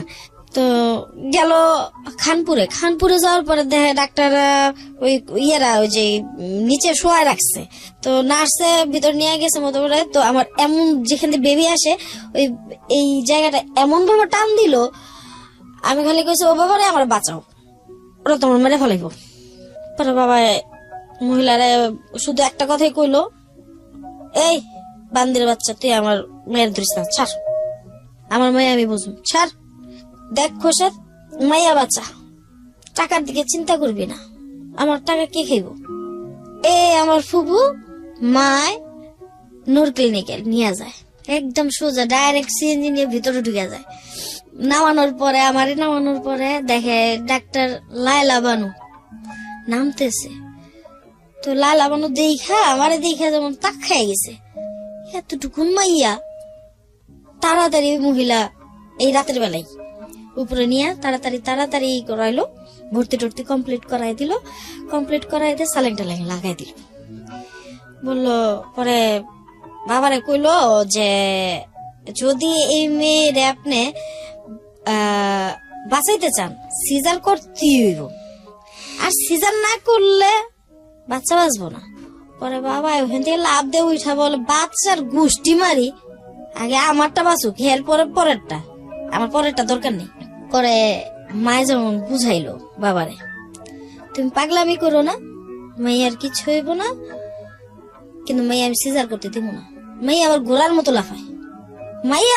মতো লাফায়, কোন লাফানোর চোটে কোন দিন শিলি সুটটার পরে মরে যাবো, কোনো স্টেশন থাকবো না, তখন তুমি আমার বকবা। চিন্তা করে দেখুন, ওর কিশোরী বয়স, ওর অ্যাটিটিউড, এগুলোর মধ্যে কোনো পরিবর্তন নেই, কিন্তু জীবনের কত বড় পরিবর্তন ওকে চাপিয়ে দেওয়া হয়েছে সামাজিক ভাবে। বলেন। পরে যাই হোক, এর 2 দিন পরে সবাই আসে যায়, আমি আমার ভাবি ব্যথা এমন একটা জিনিস, সেখানে মার বাপ বুঝে না। তো নার্সারে বললাম, যেদিন বাচ্চাটা হবে আর কি, আমার বড় ছেলেটা হবে, নূর ক্লিনিকের বারান্দায় হাঁটতেছি, নার্সারে বললাম যে আপা আপনি এটা ছেড়ে দিয়ে যান গা, আমি হাঁটমু, না হাঁটলে আমার ভালো লাগবো না, আমি একটু হাঁটমু, আর খালি একটু জিগান আব্বু আইব কোন সময়। বাবারে খালি দেখলাম চাষারার চত্বরটারে দেখলাম যে রিক্সাটা দিয়ে খালি ঘুইরা খালি আইতাছে, বাবারে খালি একটু দেখলাম। এই বাবারে দেখার কিছুক্ষণের মধ্যেই মনে হয় মিনিট নিচে কিনা আমি জানি না, সেকেন্ডের মাথায় এবার ব্যথা আর বেড়ে গেল, এত ব্যথা, কারি কয় ব্যথা। সাথে সিস্টাররা নিয়ে গেল ভিতরে, স্টিচ লাগছে, তো বেবি হইল, নরমাল ডেলিভারি। হ্যাঁ, বাবারে দেখছি ওই যে ইচ্ছা মতন তারা দিতাছে ইনজেকশন গুলা, সালাইয়ের মতো পুশ করতেছে, সব শরীরে যাইতেছে, ওই ব্যথাটা মানে আস্তে আস্তে তীব্র হয়ে উঠলো, ব্যথা বাড়ায় ইন্সপেক্টর ওই সময়টাতে, হ্যাঁ, অতিরিক্ত তীব্র হয়ে উঠলো। তো ভেতরে নেওয়ার পরে বাচ্চার মাথা আসে না, কেটে দেয়, আড়াআড়ি করে কেটে দেয়, প্রায় 6টা স্টিচ পরে। তো এই অবস্থা 6টা স্টিচ অনেক কিছু আমার জন্য। তো যাই হোক, বের হইলো, বাবু আসলো, বাবুরে নিয়ে সবাই মাতামাতি, পাতাপাতি, কাটাকাটি, সবাই খুব খুশি। আপনার খোঁজ নাই, আমার খোঁজ নাই। This is the another important point. আজকের এই যে সিক্রেটস এর যতক্ষণ পর্যন্ত আছি, মানে আমার বলতে ইচ্ছে করছে this is one of the best story ever in my entire radio career life. আমি জানি না এর পরে কি হয়েছে বা কি হবে, কারণ আমি এখন পর্যন্ত স্টোরিটা পুরোটা জানি না, না জেনে এখানে আপনাদের সামনে বসিয়েছি ওনাকে। একটা জিনিস আপনাদেরকে বলি, এই ভদ্রমহিলা যে কথাটা এখানে তুলে ধরছেন, পুরো সমাজের চিত্রটাই এখানে আছে। দেখুন, এই বিষয়টা নিয়ে আমরা কখনোই কোনো সামাজিক সচেতনতার জায়গায় কোনো কথা বলি না। সেটা হচ্ছে বাচ্চা হয়ে যাওয়ার পরে এই যে বাচ্চা নিয়ে দৌড়াদৌড়ি শুরু হয়, বাচ্চার মায়ের দিকে কনসেন্ট্রেশন অনেক কমে যায়। আপনারা কি জানেন এতে করে বাচ্চার মায়ের কত ভয়ানক একটা মানসিক রোগ হতে পারে? আমরা এরকম কিন্তু অনেক সময় দেখি পত্রপত্রিকাতে যে বাচ্চা জন্মগ্রহণ করা 2 থেকে 3 মাসের মধ্যে মা বাচ্চাটাকে মেরে ফেলেছে। আমরা কি সাইকোলজির ভাষায় কখনো এই বিষয়টাকে অ্যানালাইসিস করেছি যে মা কেন এই কাজটা করলো, মার দ্বারা এটা কিভাবে সম্ভব? আমরা গণহারে লেখা শুরু করি, গণহারে বলা শুরু করি যে এই মা, এটা কোনো মা না, এটা দজ্জাল মা, কিন্তু আমরা বিষয়টা জানি না। আর না জানার পেছনে আমরা যে আসলে জানতে চাই না সেটাই আসলে অনেকখানি দায়ী। আমরা ছোট্ট একটা বিরতি নেব প্রিয় শ্রোতা। যে কথাটা বলতে চাই বিরতি নেবার আগে, সেটা হচ্ছে বেবি হবার পরে বেবির দিকে যতটুকু কনসেন্ট্রেশন আপনারা দেবেন, বেবির মায়ের দিকে পারলে তার চেয়ে আরো বেশি কনসেন্ট্রেশন দেবেন। এটা খুবই খুবই খুবই প্রয়োজনীয়, বেবি এবং বেবির মা দুজনের জন্যই খুবই প্রয়োজনীয়। ছোট্ট একটা বিরতি নিয়ে ঠিক রাত 12টায় ফিরছি। এই ফাঁকে প্রিয় শ্রোতা, আপনাদের সবাইকে জানিয়ে রাখছি ইতিমধ্যেই শুরু হয়েছে রেডিও আম্বার 102.4 FM এ আমার একটি নতুন শো, যে অনুষ্ঠানটির কথা হয়তো বা অনেকেই জানেন, মাইক্রোফোন টেস্টিং 1024, যেখানে বাংলাদেশের ছড়িয়ে ছিটিয়ে থাকা অসম্ভব প্রতিভাবান শিল্পী যারা আছেন, যারা কোথাও কোনো ফ্লোর পান না কিন্তু খুব ভালো গান, তাদের সুযোগ ঘটছে একটা অনুষ্ঠানে, একটা এপিসোডে নিজেকে প্রকাশ করবার। আপনি যদি খুব ভালো গান করেন এবং আপনি যদি মনে করেন এই অনুষ্ঠানটিতে আপনি অংশগ্রহণ করবেন, তাহলে এই নাম্বারটিতে ফোন দিতে হবে এবং নাম্বারটিতে ফোন দিয়ে ফোন থেকে আপনি যে নির্দেশনা পাবেন সেই অনুসারে আপনি কাজটি করবেন। ফোন নাম্বারটি হচ্ছে 09611001024। আমি বাংলায় বলছি এবং ধীরে ধীরে বলছি, 0961001024। এই নাম্বারটিতে ফোন দিয়ে আপনি নির্দেশনা অনুসারে আপনি কাজটি করবেন। আর এমনও হতে পারে এই অনুষ্ঠানের মধ্য দিয়ে সারা বাংলাদেশ আপনাকে অন্যভাবে চিনবে। সো অপেক্ষা করছি আপনার কলের। ছোট্ট একটা বিরতি নিয়ে ঠিক রাত 12টায় ফিরছি। আমার শুধু বললো যে আমি যাই গে, আমার শরীরটা ভালো লাগতেছে না মা, এখন তুই ভালো আছিস, থাক, কালকে লয়ে যাম, কালকে সকালে ইনশাল্লাহ তুই যাবি। আচ্ছা ঠিক আছে বাবা, খালি এতটুকু সান্ত্বনা আমার দিয়েই গেল। বাবার সান্ত্বনা নিয়েই রইলাম। বাকিটা 2 দিন পরে ছাড়ার কথা ছিল, পরের দিনই ছাড়াই নিয়ে এসে পড়ছে। আমি বাসায় নিয়ে ট্রিটমেন্ট, কোনো সমস্যা হবে না। পরে এখন বাচ্চা খালি কান্দে, পেটের ব্যথায় যে কান্দে সেটা তার বুঝতে পারিনি। সবাই চেক টেক দিতেছে, ওর জেঠিরে ওরা চেক দিতেছে, কিন্তু বাচ্চা তো খালি কান্দে। বাচ্চার তো কান্দা বন্ধ হয় না। বাবা তো এটার ফেককে হালা, আমার ঘুমাইতে দেয় না। কোন বাবা? মানে বাচ্চা? আমার বাবা। ও আচ্ছা আচ্ছা।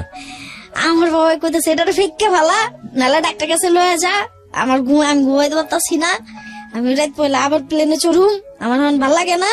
হ্যাঁ মেয়েটারে কি করলাম, মানে হ্যাঁ যে সেও কিন্তু আমার বিয়ে দিয়ে সেও মানসিক চাপ মুখে পড়ে গেল। ওকে, সে যে সুস্থ ছিল তা কিন্তু না, সেও মানসিক রোগী হয়ে যেতেছে। ওই যে টেনশন ভেতরে, কি করলাম। পরে বাচ্চাটারে ডাক্তার কাছে নিয়ে গেল, সে ভালোই হইলো। কিন্তু এই বাচ্চাটার পেছনে একটা কেমন একটা যেন মায়া আমার ভেতরে চলে আসলো, আমার বড় ছেলেটার প্রতি একটা মায়া চলে আসলো। এটা আপনি মানে আগে কখনো অনুভব করেন না? আমি যে বিলের বাচ্চা, কুত্তার বাচ্চা পালতাম, মুরগির বাচ্চা, হাঁসের বাচ্চা পালতাম, ওটার বুকের ভিতরে নিতাম, ঠিক এরকমই করতাম। তো হঠাৎ করে না ওর প্রতি আমার একটা মায়া চলে আসে। তো মায়া আসার পরে এই ছেলেটারে আমি টাইম টু টাইম কারো কথা শুনি না, টাইম টু টাইম করার চেষ্টা করি। তো একটা পর্যায়ে গিয়া আমার বাবা যখন দেশের বাইরে, আমার বাচ্চাটার বয়স তখন 13 মাস, তার বয়স 13 মাস বয়সে সে একটা ওই কি বলে ফুড পয়জনে ভোগা শুরু করলো। ছেলেটা এখানে বসে দাঁড়ায় পায়খানাটা করলে একদম ওই মাথা চলে যেত, জায়গাটা সাদা হয়ে যেত।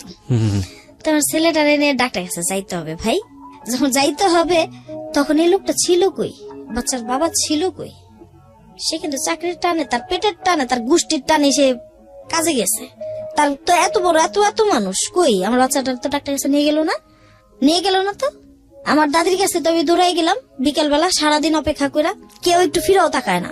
যখন আমার দাদির কাছে দৌড়াই গেলাম, দাদিকে আমার টাকা নাই, টাকা লাগবে তো, এটা তো এই অবস্থা, আমি এখন এটা কি করুম, ও দাদি মরে যাবো তো।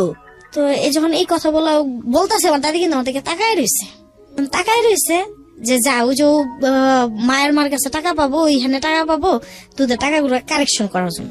আচ্ছা, তো ওইখান থেকে টাকাগুলো কারেকশন করলাম। তো কারেকশন করার পরে দৌড়ায় এসে কাপড়টা কোন রকম পাল্টাইলাম।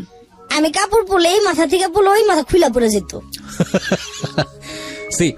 মানে আপনারা চোখের সামনে দেখতে পাচ্ছেন, আমি তো ওকে দেখতে পাচ্ছি, ইনফ্যাক্ট ওর বলার স্টাইলের জায়গা থেকে ওকে দেখতে পাচ্ছি যে ছোট্ট একটা মানুষ যার নিজের কাপড় চোপড়ে ঠিক নাই, তার পেটে মানে সে একটা বাচ্চা বড় করছে, তার বয়স আবার 1 বছর 3 মাস। চিন্তা করে দেখুন। হ্যাঁ বলেন। তো কাপড় এইখানে বাচ্চাটা লইতে গেলে এখানে পড়ে যেত। তা আমাদের এলাকায় তো দুষ্ট লোকের অনেক অভাব নাই, ওরা না শরীরের দিকে তাকায় থাকতো, এটা তো আমি বুঝতে পারতাম না। তা আমি তো আমার দোষ, কে কোন দিকে তাকাইলো এগুলো সময় আছে, এগুলো কি বুঝতাম নাকি, এত বুঝতে আমার ছিল না। আমার বুঝতে হয়েছে ইমিডিয়েটলি 2013 দিক দিয়ে 12-13 দিক দিয়ে আমার বুঝ হয়েছে। মানে আমি যে এতটা বুঝি, এতটা জ্ঞান রাখি, 2012 আর 13-তে গিয়ে আমি নিজেকে নিজে রিয়ালাইজ করে পেয়ে গেছি। আচ্ছা যাই হোক, তারপর ছেলেটারে নিয়ে ডাক্তারের কাছে যাব। আমার কাপড় এখান থেকে এই পর্যন্ত খুলে গেছে, পেটিকোটটা দেখা যেতেছে। জিজ্ঞাসা করলাম বড় ভাসুরে, দাদা পোলা তো পায়খানা করতেছে, অনেক পোলাটারে বাঁচান লাগবো না, একটা ব্যবস্থা করে দেন, যাই না লয়ে যান। লোকটা ফিরাও তাকাইলো না, বসি বানতেছে। আমি জানি না আমার ছেলেরা কি শুনবে কিনা, যদি আমার ছেলেরা শুনে থেকে থাকে। বাবারা আমি তোমাদের পেছনে অনেক শ্রম দিচ্ছি, অনেক ঘাম দিচ্ছি, মা কখনোই নষ্ট কোনো কাজে ছিলাম না, মা কখনো নষ্ট কিছু করি নাই। মা অপরাধ যদি তোমাদের কাছে অপরাধী হয়ে থেকে থাকি, বাবা আমি মাপ চাই তোমাদের কাছে, ক্ষমা প্রার্থী। যদি তোমাদের মনে চায় মাকে ক্ষমা করবা তো করো, আর যদি না মনে চায় প্লিজ মার পরিচয়টা তোমাদের জীবন থেকে মুছে দিও। আমি চাই না আমার জন্য তোমরা কষ্ট পাও। পরক্ষণে যখন খুব পায়খানা করতেছে, প্রচুর পায়খানা করতেছে, ওই দাদির ওই টাকাটা নিয়ে আমার এই জালের ভাইয়ের বউ ওনারের সাথে খুব কানাকাটি করার পরে উনি নিয়ে গেল। উনি আসলো, ওনারে নিয়ে ট্রেনে বসলাম। ট্রেনে বসার পরে ট্রেন আমার কাপড়গুলো কিন্তু এখান থেকে এই মাথা থেকে ওই মাথা, এই মাথা থেকে সেই মাথা ভিজতেছেই। শুধু বাকি আছে আমার আঁচলটা, যে আঁচলটা দিয়ে আমি আমার ছেলেটারে ঢাইকা রাখছি, দুধ খাওয়াইতেছি ট্রেনে বসেই। আমার ননাশা ছিল, উনি আবার ওই ঢাকায় কই জানি চাকরি করে, অভদ্র মহিলা।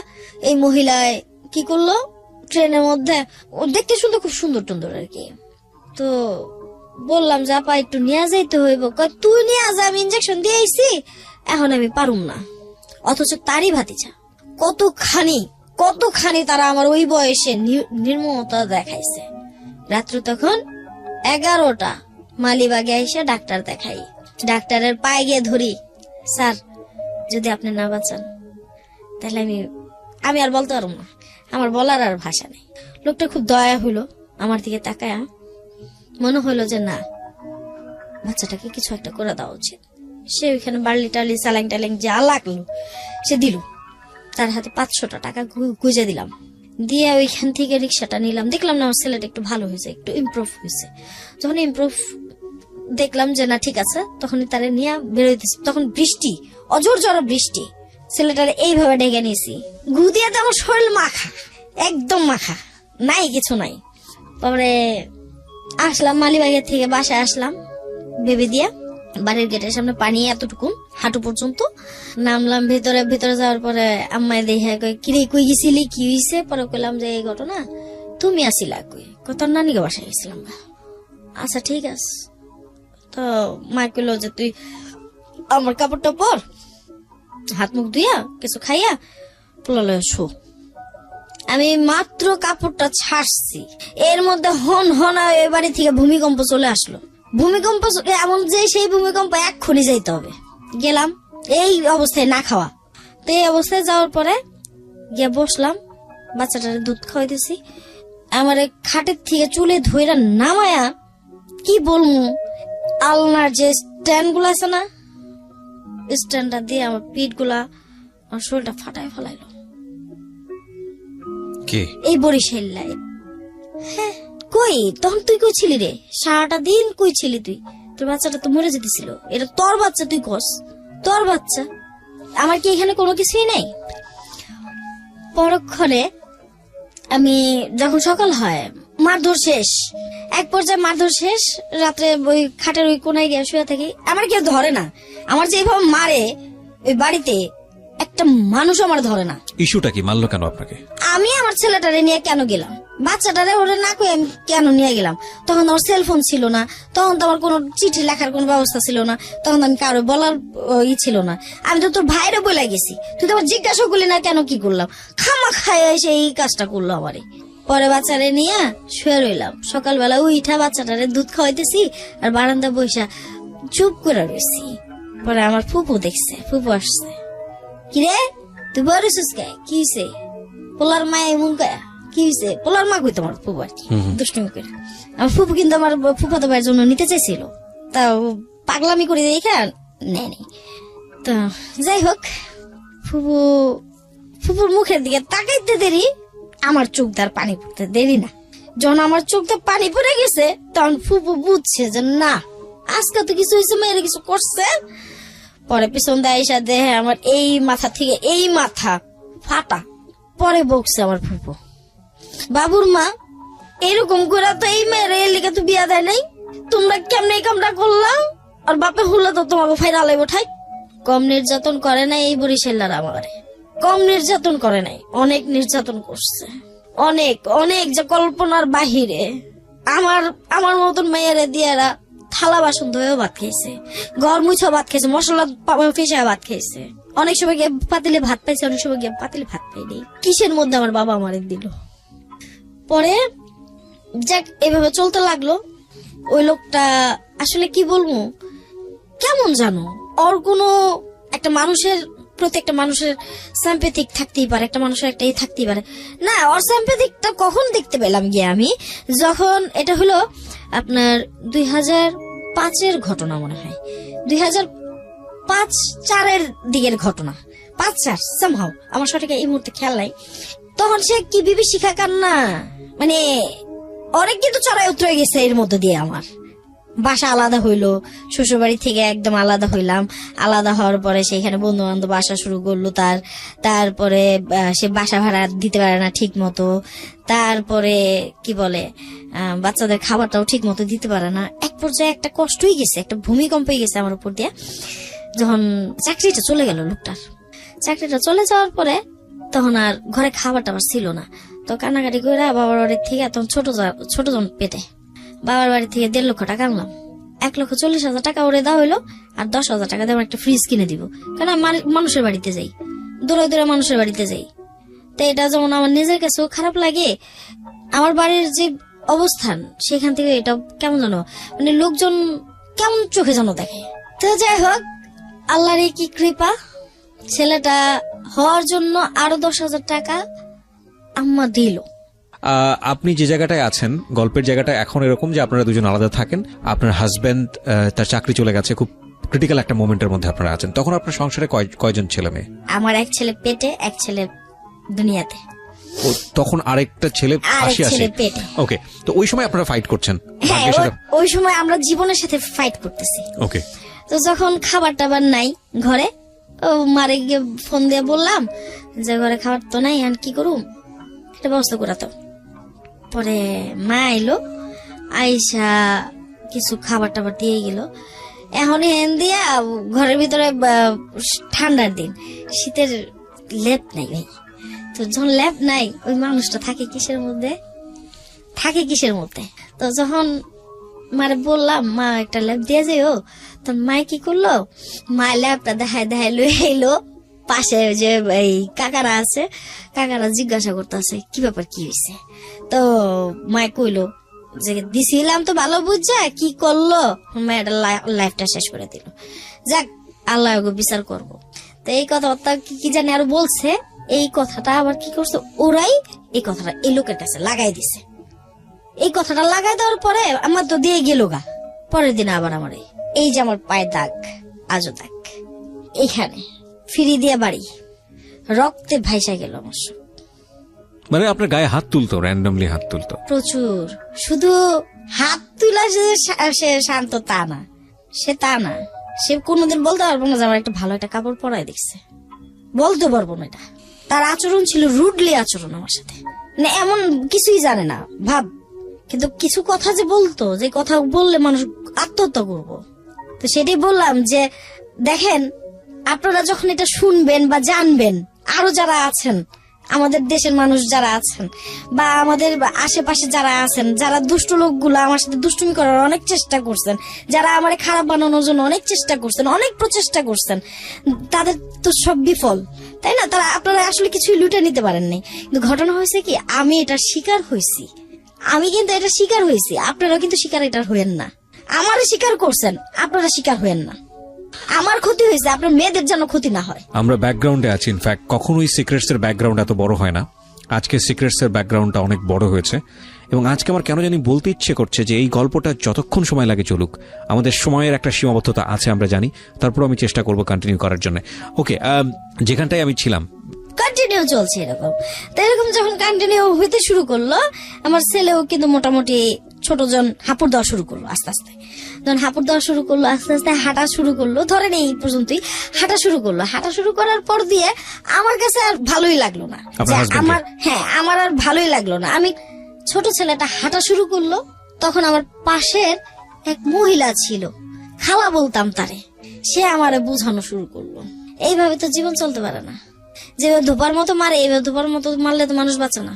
তুই মা এক কাজ কর, ছেলেদেরকে তোর বাবার বাড়িতে পাঠাই দে, তুই বাইরে যা গিয়া। এই বাইরের ভূত আমার মাথায় ঢুকলো। দেশের বাইরে? দেশের বাইরে। ওকে, দেশের বাইরের ভূত আমার মাথায় ঢুকলো। তো ছেলেদেরকে নিয়ে আবার একটা আমার ছিল কি, মানে খুব শখ ছিল, আমার ছেলেদেরকে আমি রাজপুত্রের মতোই পালবো। বাচ্চাদের প্রতি, সংসারের প্রতি একটা কেমন যেন একটা আসলো যখন। তো ছেলেদের নিয়ে আমার কিন্তু দুনিয়াদারি আর কিছুই রইলো না, শুধু ছেলেরা, দুটা ছেলেই। আমাদের ওইখানে অনেক সরিষা খেতে হইতো, তো ওইখানে ফুল টুল হইতো। ছেলেদেরকে খেলার জায়গা তো নাই, কি খেলতে দিব? ছেলেদের নিয়ে, যে আমি আগে যে খেলা খেলতাম ছেলেদেরকে নিয়ে খেলতাম। তো খেলার ছলে সন্ধ্যা হয়ে যেত। তো একদিন হঠাৎ করে ওই যে আমি ক্লাস 6 থাকতে, আমি একটা ছেলে ছিল, আমাকে পড়ানোর চেষ্টা করছিল। তো উনি যে আবার আমার পেছনে পেছনে তার ভেতরে যে এত কিছু, সেটা তো আমি জানতাম না। দেখা হইলো, দেখা হওয়ার পরে জিজ্ঞাসা করলো, এটা তোমার বাচ্চা? আমি বললাম হ্যাঁ, এটা আমার বাচ্চা। হাজবেন্ড কি করে? আমি বলতে পারি না। ইনলোর করা শুরু করলাম, বলতে পারি না। মানে রকচটা হয়ে গেল আস্তে আস্তে। কেমন ওই যে বললাম না, যেগুলো তিক্ততা সহ্য করতে করতে আমি নিজেই তিক্ত হয়ে গেছি।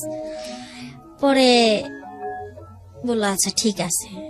পরে বললাম ভাইয়া, যদি দেখেন যে কেউ বিদেশ নেয়, এটা ভালো কোথাও, তাহলে আমি চলে যাব, ব্যবস্থা করে দেখেন। বিরতি নেব আরেকটি প্রিয় শ্রোতা। শুনছেন সিক্রেটস। আজকে এখানে কনফেস করছে কিংবা নিজের জীবনের সিক্রেট নিয়ে লাখ লাখ মানুষের মুখোমুখি হয়েছে সোনিয়া। তিনি এসছেন নারায়ণগঞ্জ থেকে। আমরা একটা বিরতি, মাত্র 2 মিনিটের একটা বিরতি নেব, শর্টকাট ফিরে আসছি। আপনারা শুনছেন ঢাকা FM 90.4 উইথ মি আরজি কিবরিয়া।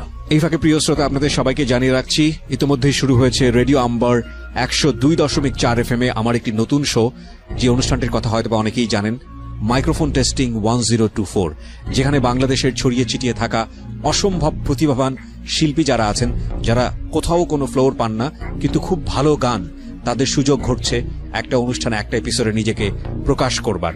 আপনি যদি খুব ভালো গান করেন এবং আপনি যদি মনে করেন এই অনুষ্ঠানটিতে আপনি অংশগ্রহণ করবেন, তাহলে এই নাম্বারটিতে ফোন দিতে হবে, এবং নাম্বারটিতে ফোন দিয়ে ফোন থেকে আপনি যে নির্দেশনা পাবেন সেই অনুসারে আপনি কাজটি করবেন। ফোন নাম্বারটি হচ্ছে 09611001024। আমি বাংলায় বলছি এবং ধীরে ধীরে বলছি, 096101001024। এই নাম্বারটিতে ফোন দিয়ে আপনি নির্দেশনা অনুসারে আপনি কাজটি করবেন।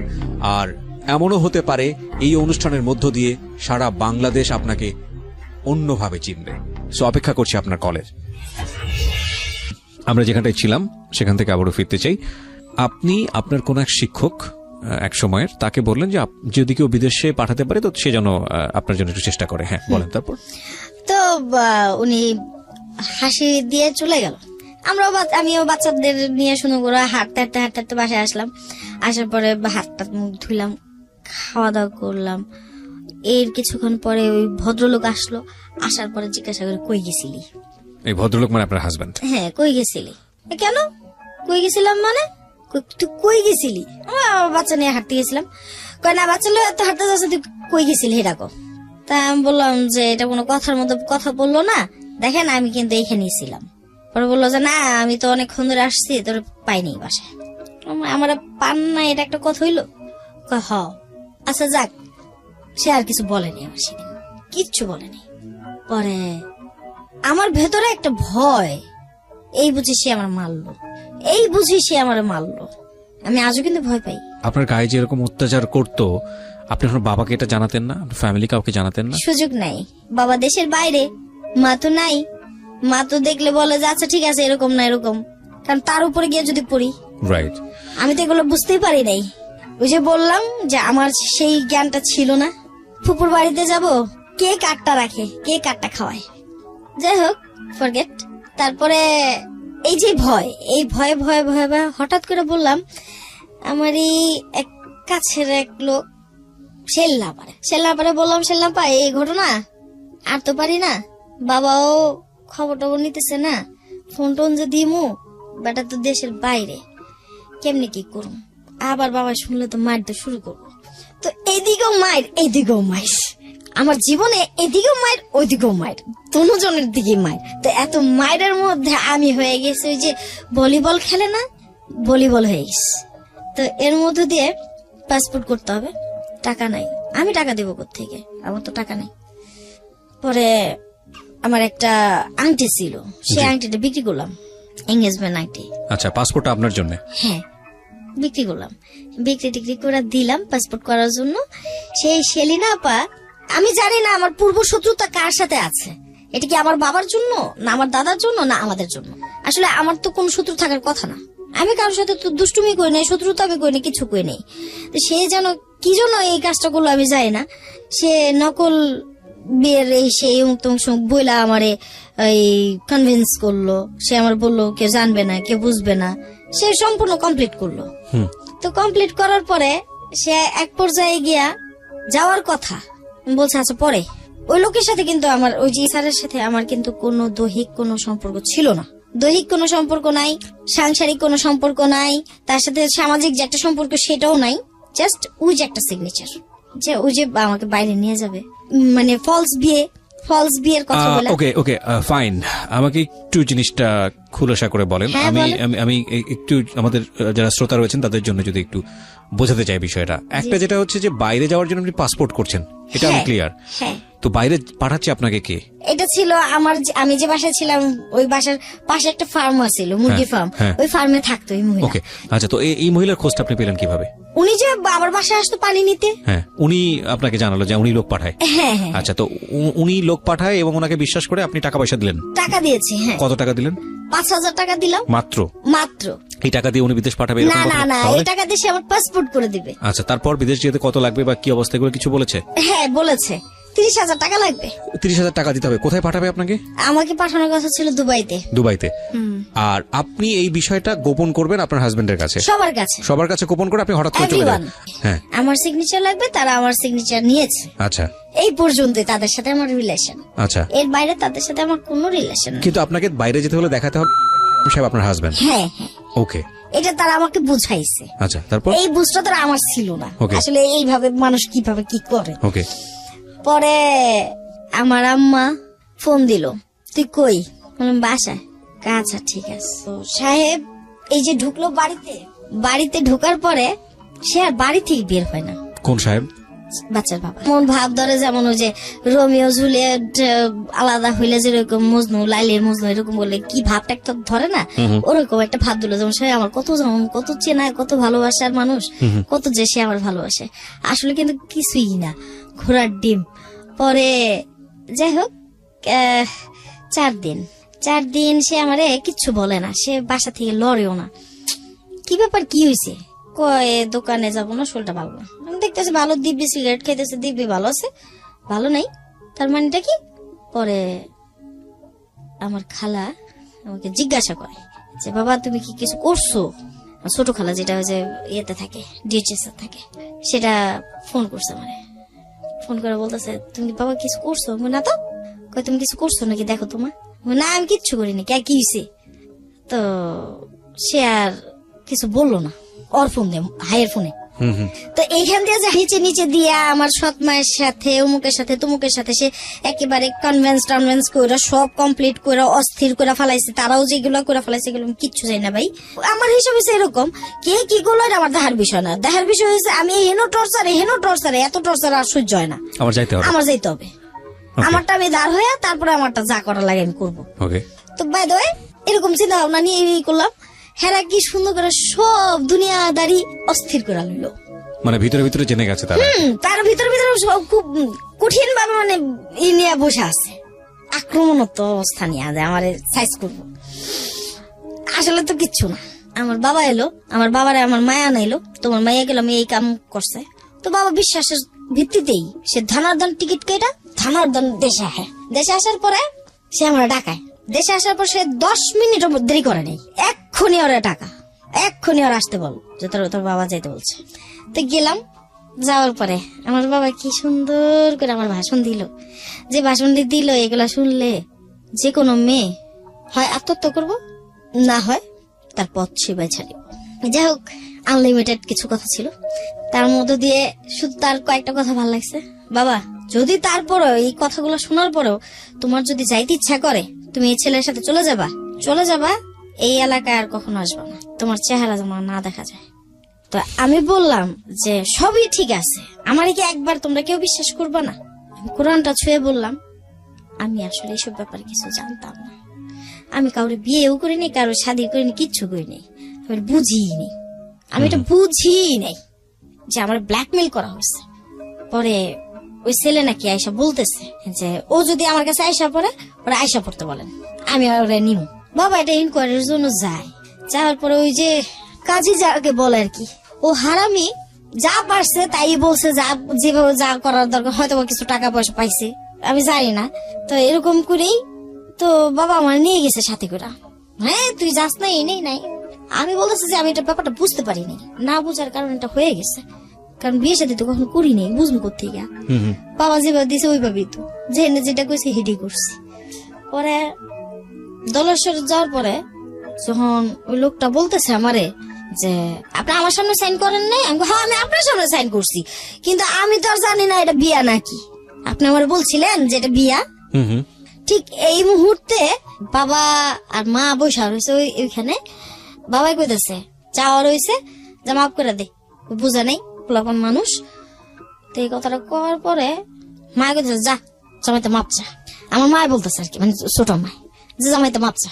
তো গেলাম মতো পরে আমি কি বলবো, আমার হয়তো সমগ্র বাংলাদেশ শুনবে, আমি জানি না যে এত বছর সংসার করার পরে এই লোকগুলা এত হারামি, এত পশুত্ব, তাদের ভেতরটা কেমন করে হয়। আমার বুকটার মধ্যে এমন একটা লাথি মারলো, আমি এইখান থেকে প্রায় 1 গজের মতো দূরে ছুটে গেলাম। আপনার বাবা মায়ের সামনে? বাবা মায়ের সামনে স্টিল। এই নিয়ে অনেক ধ্যান দরবার হয়েছে, ধ্যান দরবারে হয়তো বা কিছু চাওয়া পাওয়া ছিল, সেটা আমার বাবা পূরণ করে নাই। ঠিক 3 মাসের মাথায় তারপরও আমি আবার চেষ্টা করতে করতে ভাই আমি খুবই ক্লান্ত। 2টা বাচ্চা নিয়ে কোলে নিয়ে কাটার মধ্যে গিয়ে পেঁচায় পড়া যায়, তারপরও গিয়ে স্বামী সংসার করতে চাইছি। রাত 12টা 1টা পর্যন্ত গেটার সামনে বসে রইছি, তারপর স্বামী সংসার করতে চাইছি, কিন্তু এই লোকের মন গলে নাই। পরক্ষণে গিয়া আপনার ব্যাংকলেনের দিকে যখন বাসাটা নেয়, ওইখানে অনেকেই অনেক ধরনের কথাবার্তা বলতো। তো কথাবার্তা শুনতে শুনতে এক পর্যায়ে গিয়ে একজনের কথাটা আমার খুব মাথায় লাগলো, ধুইকা মরার চাইতে কিছু পায়া না তো কিছু হারায় মরা অনেক ভালো। লাস্ট ফিনিশিং আমার মাথায় চলে আসলো। আমার বোন যায় বাচ্চাটাকে দেখতে, আমার বোনের বাচ্চাটা দেখতে দেয় না, অসভ্য আচরণ করে। ওটারও কিন্তু 2-3টা বিয়ে হয়েছে। পরে যাই হোক আল্লাহ করছে, আমি খুব খুশি হয়েছি। পরক্ষণে ওই আমার বোনটা দেখতে দিল না, তাই আমার বোনে আবার খুব কান্নাকাটি করলো। যে বোন আমার বাচ্চা 2টাকে আজও পর্যন্ত মায়ের স্নেহ দেয়, ওই বোনটা আমার বাচ্চাটা দেখতে দেয় না। পরে আমি বললাম তুই বাসায় যা, আমি ধৈর্যের বাঁধ ভাঙতেছি, আর হবে না, যা হয় এসপার একবার হবে, যা বাসায় যা, তুই কান্দিস না। ছোট বোনের কান্নাটা দেখে না আমার মাথায় খুব আঘাত লাগার পরে ও হারামি পরের দিন আমার মা এসে কি ব্যাপার, নাতিকে দেখতে দেয় না, কি ব্যাপার, কি হয়েছে, কি আসে বিষয়। পরে আমার কয় শোন, তুই যদি তোর বোনের কথা শুনোস তাহলে তুই সংসার করতে পারবি না, আর যদি সংসার না করতে চাস 2 বাচ্চা লই যাইস, তোর কিন্তু আর বাচ্চা কাচ্চা হইব না। চিন্তা করছেন কতটুকুন সে অমানবিক কথাবার্তা বলে। সে কিন্তু আবার এই ধরনের থ্রেট সেই মুহূর্তে দিচ্ছে। বাচ্চা কাচ্চা হবে না মানে? সে যে আবার কি করছে আমি তো আর জানি না। অবশ্য একবার করাইছিল, তো যাই হোক এইভাবেই করতে গিয়ে হঠাৎ করে তখন এটা বাড়িতেও আসার পরে খুব একটা শান্তি আর আমি পাই না। জি। হঠাৎ করে তারপর ডিভোর্সের সিদ্ধান্তে আমি চলে যাই। আপনি ডিভোর্সের সিদ্ধান্ত নেন? হ্যাঁ, আমি ডিভোর্সের সিদ্ধান্তে চলে যাই। তো আমি ডিভোর্স করে দিই। ডিভোর্স করে দেওয়ার পরে বাচ্চাদেরকে রেখে আমি কাজের সন্ধানে নামি। তো কাজের সন্ধানে নামতে গিয়ে দেখা গেছে যে এইখানেও আমার অনেক ধরনের ঘটনা ঘটে গেছে। ফাইন, আমার কোশ্চেনটা হচ্ছে সিক্রেটসটা কোথায়? আপনি যে কারণে আজকে এখানে এসেছেন সেটার একটা বিশাল ব্যাকগ্রাউন্ড আমরা এই দেখলাম। যে দিয়ে যাচ্ছি আমি এই ফাইন, মুহূর্তে। এই আমি আপনাকে প্যাসেজটাতে আমরা ঢুকবো। তার আগে আমরা প্রিয় শ্রোতা একটা ছোট্ট বিরতি নেব। আজকে নাথিং টু সে, মানে আমি স্পিচলেস হয়ে গিয়েছি যে একটা মানুষের জীবনে, আমি জীবনে বহুত জীবন গল্প শুনেছি এবং এমন কিছু কিছু গল্প শুনেছি সেগুলো অনের আনতে পারিনি। সেগুলো নিয়ে হয়তো ভবিষ্যতে একটা কাজ করব, একটা বই আকারে আপনাদের জন্য আমার একটা প্ল্যান আছে যে অপ্রকাশিত 10টি গল্প নিয়ে, 10টি হতে পারে, 12টি হতে পারে, 15টিও হতে পারে, এবং সেটা যে আরো কত ভয়াবহ, কত দুর্ধর্ষ হতে পারে সেরকম একটা বই হয়তো বা আপনাদের হাতে তুলে দেব। জীবনে একটা ইচ্ছা আছে এবং সেটা নিজে হাতে লেখার ইচ্ছা আছে। এই বইগুলো সাধারণত ফরমাইশি থাকে, কেউ একজন লিখেন, আমি নিজে পড়ে একটু হলেও দেখি যে কি আছে ভিতরে, ঠিক আছে কিনা। কিন্তু এই বইটা আমি নিজে হাতে লিখতে চাই। যাই হোক, সেটা অন্য এক গল্প। আমরা ছোট্ট একটা বিরতি নেব, মাত্র কয়েক মিনিটের। এই ফাঁকে প্রিয় শ্রোতা আপনাদের সবাইকে জানিয়ে রাখছি, ইতিমধ্যেই শুরু হয়েছে রেডিও আম্বার 102.4 FM আমার একটি নতুন শো, যে অনুষ্ঠানটির কথা হয়তো বা অনেকেই জানেন, মাইক্রোফোন টেস্টিং 1024, যেখানে বাংলাদেশের ছড়িয়ে ছিটিয়ে থাকা অসম্ভব প্রতিভাবান শিল্পী যারা আছেন, যারা কোথাও কোনো ফ্লোর পান না কিন্তু খুব ভালো গান, তাদের সুযোগ ঘটছে একটা অনুষ্ঠানে, একটা এপিসোডে নিজেকে প্রকাশ করবার। আপনি যদি খুব ভালো গান করেন এবং আপনি যদি মনে করেন এই অনুষ্ঠানটিতে আপনি অংশগ্রহণ করবেন, তাহলে এই নাম্বারটিতে ফোন দিতে হবে এবং নাম্বারটিতে ফোন দিয়ে ফোন থেকে আপনি যে নির্দেশনা পাবেন সেই অনুসারে আপনি কাজটি করবেন। ফোন নাম্বারটি হচ্ছে 09611001024। আমি বাংলায় বলছি এবং ধীরে ধীরে বলছি, 096110010224। এই নাম্বারটিতে ফোন দিয়ে আপনি নির্দেশনা অনুসারে আপনি কাজটি করবেন। আর এমনও হতে পারে এই অনুষ্ঠানের মধ্য দিয়ে সারা বাংলাদেশ আপনাকে অন্যভাবে চিনবে। সো অপেক্ষা করছি আপনার কলের। বিরতির পর আবারও ফিরে আসছি, মাত্র 2 মিনিটের বিরতি। ছড়িয়ে ছিটিয়ে থাকা অসম্ভব প্রতিভাবান শিল্পী যারা আছেন, যারা কোথাও কোনো ফ্লোর পান না কিন্তু খুব ভালো গান, তাদের সুযোগ ঘটছে একটা অনুষ্ঠানে, একটা এপিসোডে নিজেকে প্রকাশ করবার। আপনি যদি খুব ভালো গান করেন এবং আপনি যদি মনে করেন এই অনুষ্ঠানটিতে আপনি অংশগ্রহণ করবেন, তাহলে এই নাম্বারটিতে ফোন দিতে হবে এবং নাম্বারটিতে ফোন দিয়ে ফোন থেকে আপনি যে নির্দেশনা পাবেন সেই অনুসারে আপনি কাজটি করবেন।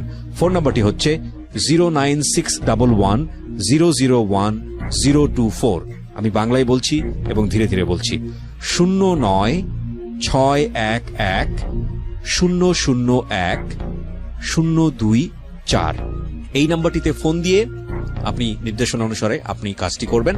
আর এমনও হতে পারে এই অনুষ্ঠানের মধ্য দিয়ে সারা বাংলাদেশ আপনাকে অন্যভাবে চিনবে। সো অপেক্ষা করছি আপনার কলের।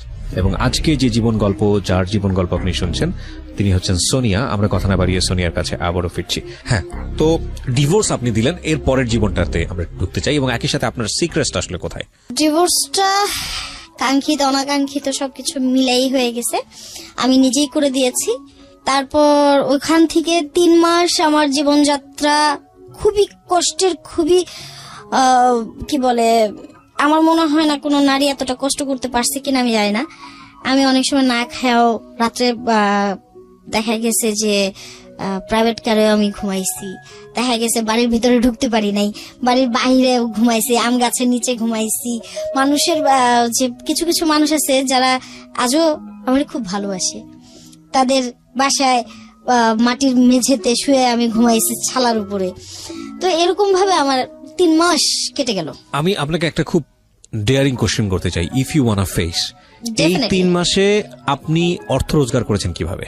হ্যাঁ, আমি সেটাই বলতেছি। তো দেখা গেছে যে আমার কাছে কিছু ব্যালেন্স ছিল, সেই সাপেক্ষে দেখা গেছে মামার বাড়িতে গেছিলাম। বড় মামার কাছে আসলে মুখ খুলে বলতে পারিনি, কিন্তু তার কাছ থেকে হাত পেতে কিছু টাকা নিয়েছিলাম।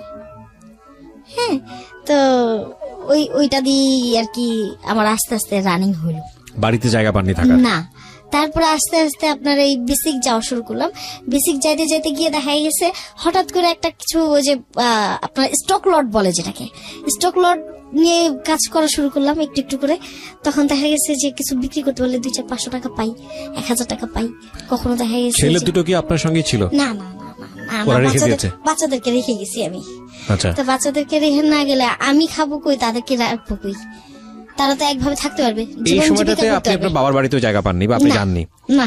আপনার ডিভোর্স হয়ে গেছে এবং আপনার এলাকার লোকজন সবাই মোটামুটি বিষয়টা জানতো। এই সময়টাতে মানুষ সুযোগ নেওয়ার জন্য ওত পেতে থাকে এবং আপনি নিজের জীবনে সেটা অনেক বিশ্রীকর অবস্থা ছিল, বিশ্রীকর অবস্থা ছিল, যা বলার মতো না। কিন্তু আমি তারপরেও ঘাত প্রতিঘাতের পরেও আমি আমাকে কখনোই মচকাইনি। এই আস্তে আস্তে ওইখান থেকে আজকের এই আমি। আপনার অপরাধটা কোথায় তাহলে, ভুলটা কোথায়, আমার সিক্রেটসটা ভুলটা কোথায়? ছিল আমার বাবার কাছে। বাবা, আমি বলবো তুমি আমাকে বোঝো নাই, আমিও তোমাকে বোঝাইতে পারি নাই। এখানে ছিল আমাদের মিসআন্ডারস্ট্যান্ডিং। বাট আমার কথা হচ্ছে যে আমার মতো করে বা তোমার মতো করে কোনো বাবা যেন তার সন্তানের সাথে মিসআন্ডারস্ট্যান্ডিং না রাখে, এবং এটার একটা রেজাল্টও দুষ্ট দাঁড়িয়েছে। লোকের খপ্পরে যেন না পড়ে। রাইট, এটার একটা রেজাল্টও দাঁড়িয়েছে। আমরা যদিও ওই জায়গাটায় বারবার আসতে যাচ্ছি ঘুরিয়ে পেঁচিয়ে, অনেক লম্বা সময় নিয়ে, সেই জায়গাটায় আমরা ঢুকতে চাই। তো আমি একটু সাম আপ করতে চাইবো, কারণ যেহেতু শেষের দিকে চলে এসেছি। আপনি ওখান থেকে বের হলেন আপনার হাজবেন্ডের জায়গা থেকে, নিজের পায়ে ইনকাম দাঁড়ানোর চেষ্টা করছেন। চেষ্টা করতেছি। ওই সময় বাবা আপনাকে কি মানে সাপোর্ট দেয়নি বা বললো না যে তুমি নতুন করে জীবন শুরু করো, আমি তোমার জন্য কিছু একটা করি? না না, বাবা আমাকে প্রতিনিয়ত আটকায় রাখার চেষ্টা করতো। আচ্ছা, আটকায় রাখার চেষ্টা করাতেই আমি থানার একটু সাহায্য নেই, বাসায় পুলিশ টুলিশ আসে। এটা মানে আমার ঘটনাটা কি আমাকে একটু বলেন ছোট করে। আমি যখন চাকরি করার চিন্তা ভাবনা করি বা আমি যখন বের হয়ে আসার চেষ্টা করি, তখন বাবা আমাকে আটকায় দেয়, ঘরের মধ্যে আটকায় দেয়, মারধর করে, আটকায় দেয়। ডিভোর্স হবার পরে? না না না, এটা কি ফার্স্ট হাজবেন্ড থাকা অবস্থাতে? আমার থার্ড হাজবেন্ডের সাথে থাকে। Third husband? Third. Second husband কি হলো তাহলে? ওটাকে হাজবেন্ড বলবো না, মানে ওটা তো প্রতারণা ছিল। মানে এটাই, এই second এটা husband- সমাজ যেভাবে নেয় আর কি। সেকেন্ড হাজবেন্ডের প্রতারণার ঘটনাটা কি ছিল? ওই যে ও ওকে, সো এটা তো আসলে হাজবেন্ডই না। না। ফাইন, সো আমি যেটা জানতে চাচ্ছি আর যে দ্বিতীয় হাজবেন্ড বলতে যার সঙ্গে আপনি এখন আছেন। এখন আছি। ফাইন, সো এই জীবনে যাওয়া এটাও নিশ্চয়ই আপনার বাবা জানতো না যে আপনি কাকে বিয়ে করছেন। না না, আপনি নিজের ইচ্ছাতেই বিয়ে করেছেন। এখানেও কিছুই নিশ্চয়ই করার নাই। আমি দেখা গেছে যে যে এত দুষ্ট লোক, এত মানুষের চোখ, আর আমি জানতাম না যে আমি এতটুকু মানে কি বলে সুন্দর বা এত কিছু, এটা আমি জানতাম না। তারা যে আমার পেছু কেন নিত সেটাও আমি জানতাম না, আমি জানতে পারলাম। তো আমার কিছু করার নাই, তো এই সমাজ তো আমাকে ঠিক থাকতে দিচ্ছে না, দিবে না, তো আমি বিয়ে না করে যাবো কোথায়? আমার তো একটু গাছের দরকার, অবলম্বন দরকার। অবলম্বন দরকার। তো আপনি এই লোকটাকে বাঁচলেন কেন? ওকে আমার ভালো লাগছে, হ্যাঁ ওকে আমার ভালো লাগছে। ওর প্রতি আমি আসলে কৃতজ্ঞ যে সে আমার কি বলে কোনো পরিচয় জানে না, সে আমার কিছুই জানতো না। আমার বাবার বাড়ি কই, আমি কিভাবে কি সে জানতো না। এর জন্য তার কাছে আমি কৃতজ্ঞ। কত বছরের সংসার আপনাদের? আমাদের বর্তমানে চলতেছে রানিং 13 বছর পার হয়ে 14 বছর পার দিচ্ছে। আপনাদের এই সংসার জীবনে কোনো বাচ্চা কাচ্চা আছে? না না না, আমাদের কোনো বাচ্চা কাচ্চা নেই। সো এখানেও তো আপনি একা। একা, এই একা থাকতে থাকতে দেখা গেছে যে ওর সাথে আমার আসলে ফিজিক্যালি বলেন আর যাই কিছু বলেন সবকিছু মিলায় দেখা গেছে তার সাথে আমি মাস 3 সংসার মানে একসাথে করছেন। থাকি কিনা সন্দেহ। বাকি সময়টা একাই। ও কোথায় থাকতো? বড় ওয়াইফের এখানে, ওকে এখানে বাচ্চা কাচ্চা আছে, তাদেরকে সময় দিতে হয়, ওকে। তাদেরকে দেখাশোনা আছে, ব্যবসা বাণিজ্য সো আছে। নামমাত্র একটা সাইনবোর্ড যেটাকে বলে। না, আমি তাকে সাইনবোর্ড যদি বলি তাকে ছোট করা হবে। ফাইন, আপনার জায়গা থেকে রেসপেক্টটা থাকুক, বাট আমার জায়গা থেকে আমি হয়তো এইভাবে বলাটাও উচিত হলো না, যেহেতু আপনি স্টিল যে রিলেশনশিপে আছেন। বাট তারপর ওই যেটা বলছিলেন যে একটা অবলম্বন দরকার। ওকে, তারপর আসলে ভালোবাসা যে জিনিসটা আমি আপনাকে বলতে চাচ্ছিলাম যে ভালোবাসাটা কিন্তু আমি ওর কাছ থেকে শিখছি আর ওর কাছেই পাইছি। Okay fine. হ্যাঁ, যখন ও আমার এইভাবে অ্যাভয়েড করা শুরু করলো কিছুদিন থাকে কিছুদিন থাকে না, তারপরে ওরে আমি কিছুদিন পাই কিছুদিন পাই না। দেখা গেছে ওই যে বিষণ্ণতাটা, এই বিষণ্ণতার ইয়েতে আমি এক সময় এতটা ক্রেজি হয়ে যায় তখনই আমি বিদেশে আবার যাওয়ার জন্য পাড়ি দেওয়ার জন্য চেষ্টা করি। যখন এই চেষ্টা করতে যাই, এই চেষ্টা করতে গিয়েই এই ছেলেটার সাথে আমার একটা কি বলে পরিচয়টা হলো কিভাবে হয়ে যায়। আচ্ছা, পরিচয়টা হয়ে যায় ফোনের মাধ্যমে। হ্যাঁ, ফোনের মাধ্যমে আমি তাকে একটা রিং করি, রিং করার পরে ফোনটা ধরার পরে বলতেছে যে আপনি কাকে চাচ্ছেন। তা আমি বললাম স্যার এটা কি এই অফিস কিনা? বললো হ্যাঁ। তো ওই যে ওইখান থেকে যে সে আলোচনা পাওয়া শুরু করলো, সে প্রায় আমাকে ফোন করতো। তো ফোন করতে করতে করতে ওই যে আমি একা সময়টা থাকতাম তখন কথা বলতাম, বা অনেক সময় দেখা যায় আমি কবিতা পড়তাম, অনেক সময় দেখা যায় যে আমি কোরআন পড়ি, অনেক সময় দেখা যায় আমি ওজিফা পড়ি। এইভাবে আমার সময়গুলো কেটে যায়। তো সে আমাকে আস্তে আস্তে বিভিন্ন স্বপ্ন দেখায়। তো বিভিন্ন স্বপ্নের মধ্যে আমি আবার খুব একটা বিশ্বাস করি না। তাকে আমি শুধু বললাম যে জাস্ট আমরা ফ্রেন্ডশিপ রাখতে পারি। বললো আচ্ছা ঠিক আছে। তো তার সাথে আমি দেখা করি, কথা বলি। তো এর মধ্যে সে কিন্তু বলেনি একবারও তার ওয়াইফ আছে।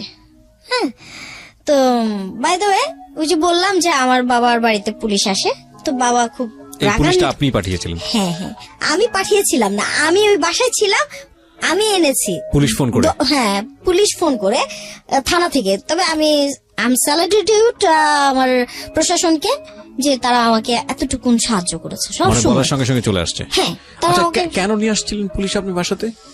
আমাকে লক করে রাখা হতো, আমি তো এমনি লক, তারপরে আবার লক করার কি হলো? যাতে আপনি বাড়ি থেকে বেরোতে না পারেন। এটা কোনো কথা হলো? এরকমই কথা। একটা জিনিস খেয়াল রাখবেন, যেই শাসনটা আপনি করছেন যে শিশুদের উপরে, প্রথম পর্যায়ে কিছু বলবে না। দেখুন ওকে যেভাবে বিয়েটা দেওয়া হয়েছে, আসছে ঘুম থেকে উঠে সাইন করে দিয়েছে বাবার কথায়, কিন্তু এই মেয়েটাই পরবর্তীতে কতটা ফেরোসাস হয়ে গেছে যে সে ফোন করে বাসায় পুলিশ নিয়ে আসছে। এই পরিস্থিতি কিন্তু এই মেয়েটার হয়নি, এই পরিস্থিতি আপনি তাকে বানিয়েছেন। আমি এটাই বলবো যে যারা নরম স্বভাবের থাকে, যে শিশু পরিবারে খুব নরম স্বভাবের থাকে, তার উপর জোর করে কন্টিনিউয়াসলি কোনো কিছু করবেন না। কারণ ও যখন খেপে যাবে তখন আপনি চিন্তাও করতে পারবেন না যে আগ্নেয়গিরির উদ্গীরণ কত ভয়ানক হতে পারে, তার চেয়েও ভয়ানক আচরণ সে করতে পারে। সো এগুলো না করাটাই বেটার। আমরা বাই দ্য ওয়েটা আমি নিজের জীবনের শিক্ষা থেকেই বলেছি, আমি যেটা বললাম এখন আপনাদেরকে, বিকজ প্রতিটা মানুষই কিছু না কিছু এক্সপিরিয়েন্সের মধ্য দিয়ে যায় প্রতি মোমেন্টে। এবং আমি দেখেছি যে এই জীবন গল্পগুলো বা এই সিক্রেটসগুলো যতটা আমাদেরকে শেখায়, আমাদের পুঁথিগত বিদ্যা তার চেয়েও অনেক ভয়ানক ভয়ানক ভয়ানক বেশি কিছু আমরা শিখি হচ্ছে এই জীবন গল্প বা সিক্রেটস থেকে। আমার কথা হচ্ছে পুলিশ আপনি নিয়ে আসলেন, ঠিক আছে, কিন্তু সুমনের যে জায়গাটায় আমি ছিলাম, আমি বুঝতে পারছি যে তখন আপনার একটা মারাত্মক উইকনেস কাজ করতো। সেটা হচ্ছে কেউ আপনাকে স্বপ্ন দেখালে, কেউ আপনার সঙ্গে একটু কোম্পানি দিলে তাকে আপনার ভালো লাগাটা খুবই স্বাভাবিক, একটু ভালো লাগতো। আচ্ছা, তো আপনি চিন্তা করলেন যে যেভাবেই হোক না কেন আপনি বিদেশে যাবেন, বাইরে যেতে পারলেই হলো। ওকে, তো আপনার এই সারলতার সুযোগ সে নিয়েছে, এবং সেটা আসলে কত এক্সট্রিম লেভেলে গেছে আমি একটু জানতে চাই। আসলে এটা বলা চলে তাকে যেন আমার বাড়তি টাকাটা দিতে না হয়, সেজন্য সে আমাকে ওইভাবে কনভিন্স করে সে আমার সাথে একটা মানে ওয়ান টাইমের একটা ফিজিক্যালি আপনি সেটাতে এগ্রি করেন? হ্যাঁ, তখন বাধ্যতামূলক কিছু করার নাই, কারণ আমার যাওয়ার মতো সব রাস্তা যখন বন্ধ হয়ে গেছে, আমি কই যাব, কার কাছে যাব? এখন যদি আমি এতটুকু না করতে যাই, যত ঘৃণাই করি নিজেকে আর যত ঘৃণাই হোক এই সময়টা, তারপরেও যদি আমি এই জিনিসটা না করতে যাই, তাহলে দেখা গেছে যে আমার মরণ ছাড়া কোনো পথ থাকে না। এবং আমি ডেফিনেটলি শিওর, আমি বাড়িতে ফিরে আসতে পারতেছি না, এমন একটা প্রসিকিউশন তৈরি করে রেখে এসেছি। এবং ডেফিনেটলি শিওর যে আপনার এই শেষ পর্যন্ত যেটা হয়েছে আপনার সঙ্গে চিট করেছে। ডেফিনেটলি, একেবারে এক কথায় বলা চলে সে আমার সাথে চিট করেছে। শুধু চিটই না, সে আমাকে অনেকবার মারধরও করেছে, মেরে ফেলার চেষ্টা করেছে। যখন আমি রুখে দাঁড়ালাম, যখন আমি বললাম যে ঠিক আছে দেখা যাক তুই আমাকে কি করতে পারিস সেটা দেখবো, আমি সেই ওই যে বলে না, নারী যদি রেগে যায় তখন নারী আর নারী থাকে না, তখন নারী তার শাড়ি খুলে দেয়। আমি ঠিক সেটাই করেছি। আজও আমি একা আছি, কিন্তু আমি একটা পুরুষের সমান। আমি নিজে বাজার করি, নিজে খাই, নিজে চলি, নিজে ডাক্তারের কাছে যাই, নিজে ট্রিটমেন্ট করি, নিজের অপারেশন নিজেরটা নিজে সিলেক্ট করি, নিজেরটা নিজেই করতেছি, বাচ্চাদেরকে দেখতেছি, হাজবেন্ডকে যতটুকুন পারি সাহায্য করতেছি। বাচ্চাদেরকে দেখতেছেন মানে? আমার সেই আগের ঘরের বাচ্চারা আমার সাথেই আছেন, এখন আপনার সঙ্গে থাকেন, এটা তো আপনার জন্য একটা অনেক বড় পাওয়া। হ্যাঁ, দুই বাচ্চা যারা শুনছেন, ছোট ছেলেটা আমার কাছে চলে আসছে। বড় ছেলের বয়স কত? বড় ছেলের বয়স খুব বেশি না, অল্পই, 18 হয়নি। আচ্ছা, তো পড়াশোনা করছে? হ্যাঁ, পড়াশোনা করছে। ও জানে আপনি আজকে যে কথাগুলো বলেন ও তো এই বাসায় বসে শুনছে, সো ও জানলে কি মনে হয়, মাকে কি মনে করতে পারে? আমি সেই কথাটা পেছনে ফেলে এসেছি রাইট, আপনি বলেছিলেন একবার। যে বাবা, আমি পরিস্থিতির শিকার, এই পরিবেশ, এই কি বলে সমাজ, এই সমাজের ব্যবস্থাপনা আমাকে করে তুলছে। আমি নিজে থেকে কিছু করি নাই। আমার এইগুলো বোঝার মতো বয়স তখন ছিল না, যে বয়সটাতে আমার বিয়ে হয়ে গেছে। আর যে বয়সটা আমি পার করেছি, যে যৌবনটা আমি পার করেছি, সেটা সম্পূর্ণ রাস্তায় পার করেছি। তারপরে যে আমি টিকে আছি, এটাই অনেক কিছু। আপনি চিন্তা করেন না যে আমি যে আমাকে যে চিলের মতো ছিঁড়ে ফিরে কেউ খাইতে পারে নাই, এইটাই আমার ভাগ্য, তোমাদের ভাগ্য। কিছু সিক্রেটস আমরা এখানে ওপেন করলাম না, তবে এটা ঠিক যে যেহেতু সিক্রেটস অনুষ্ঠান, সেহেতু আমরা আমাদের এই সিক্রেটস অনুষ্ঠানের জায়গাটা থেকে আমরা বাধ্য হয়ে ওনাকে কতটুকু নিচে নামতে হয়েছে সেখানে আপনাকে একটু হলেও টাচ দিয়েছি। আমরা আমাদের এই অনুষ্ঠানের জায়গা থেকে মূল ফোকাসটা রাখতে চাই আপনার দুই সন্তানের প্রতি। আমি আপনাকে একটা প্রশ্ন করব, আপনার দুই সন্তান নিশ্চয়ই একসময় বড় হবে, জি তারাও নিশ্চয়ই বিয়ে শাদী করবে, জি আপনার যারা বৌমা হবে জি, তাদেরকে আপনি কিভাবে দেখবেন, কিভাবে মানুষ করবেন, কিভাবে কাছে রাখবেন? ডেফিনেটলি আমি চেষ্টা করব আমার ছেলের বউরা যেন আমার কাছ থেকে কোনো কটূক্ত, কোনো কথা দিয়ে কোনো আঘাত, বা তাদেরকে কেউ উসলানি ফুসলানি দিতে না পারে, সেই জিনিসটা আমি খেয়াল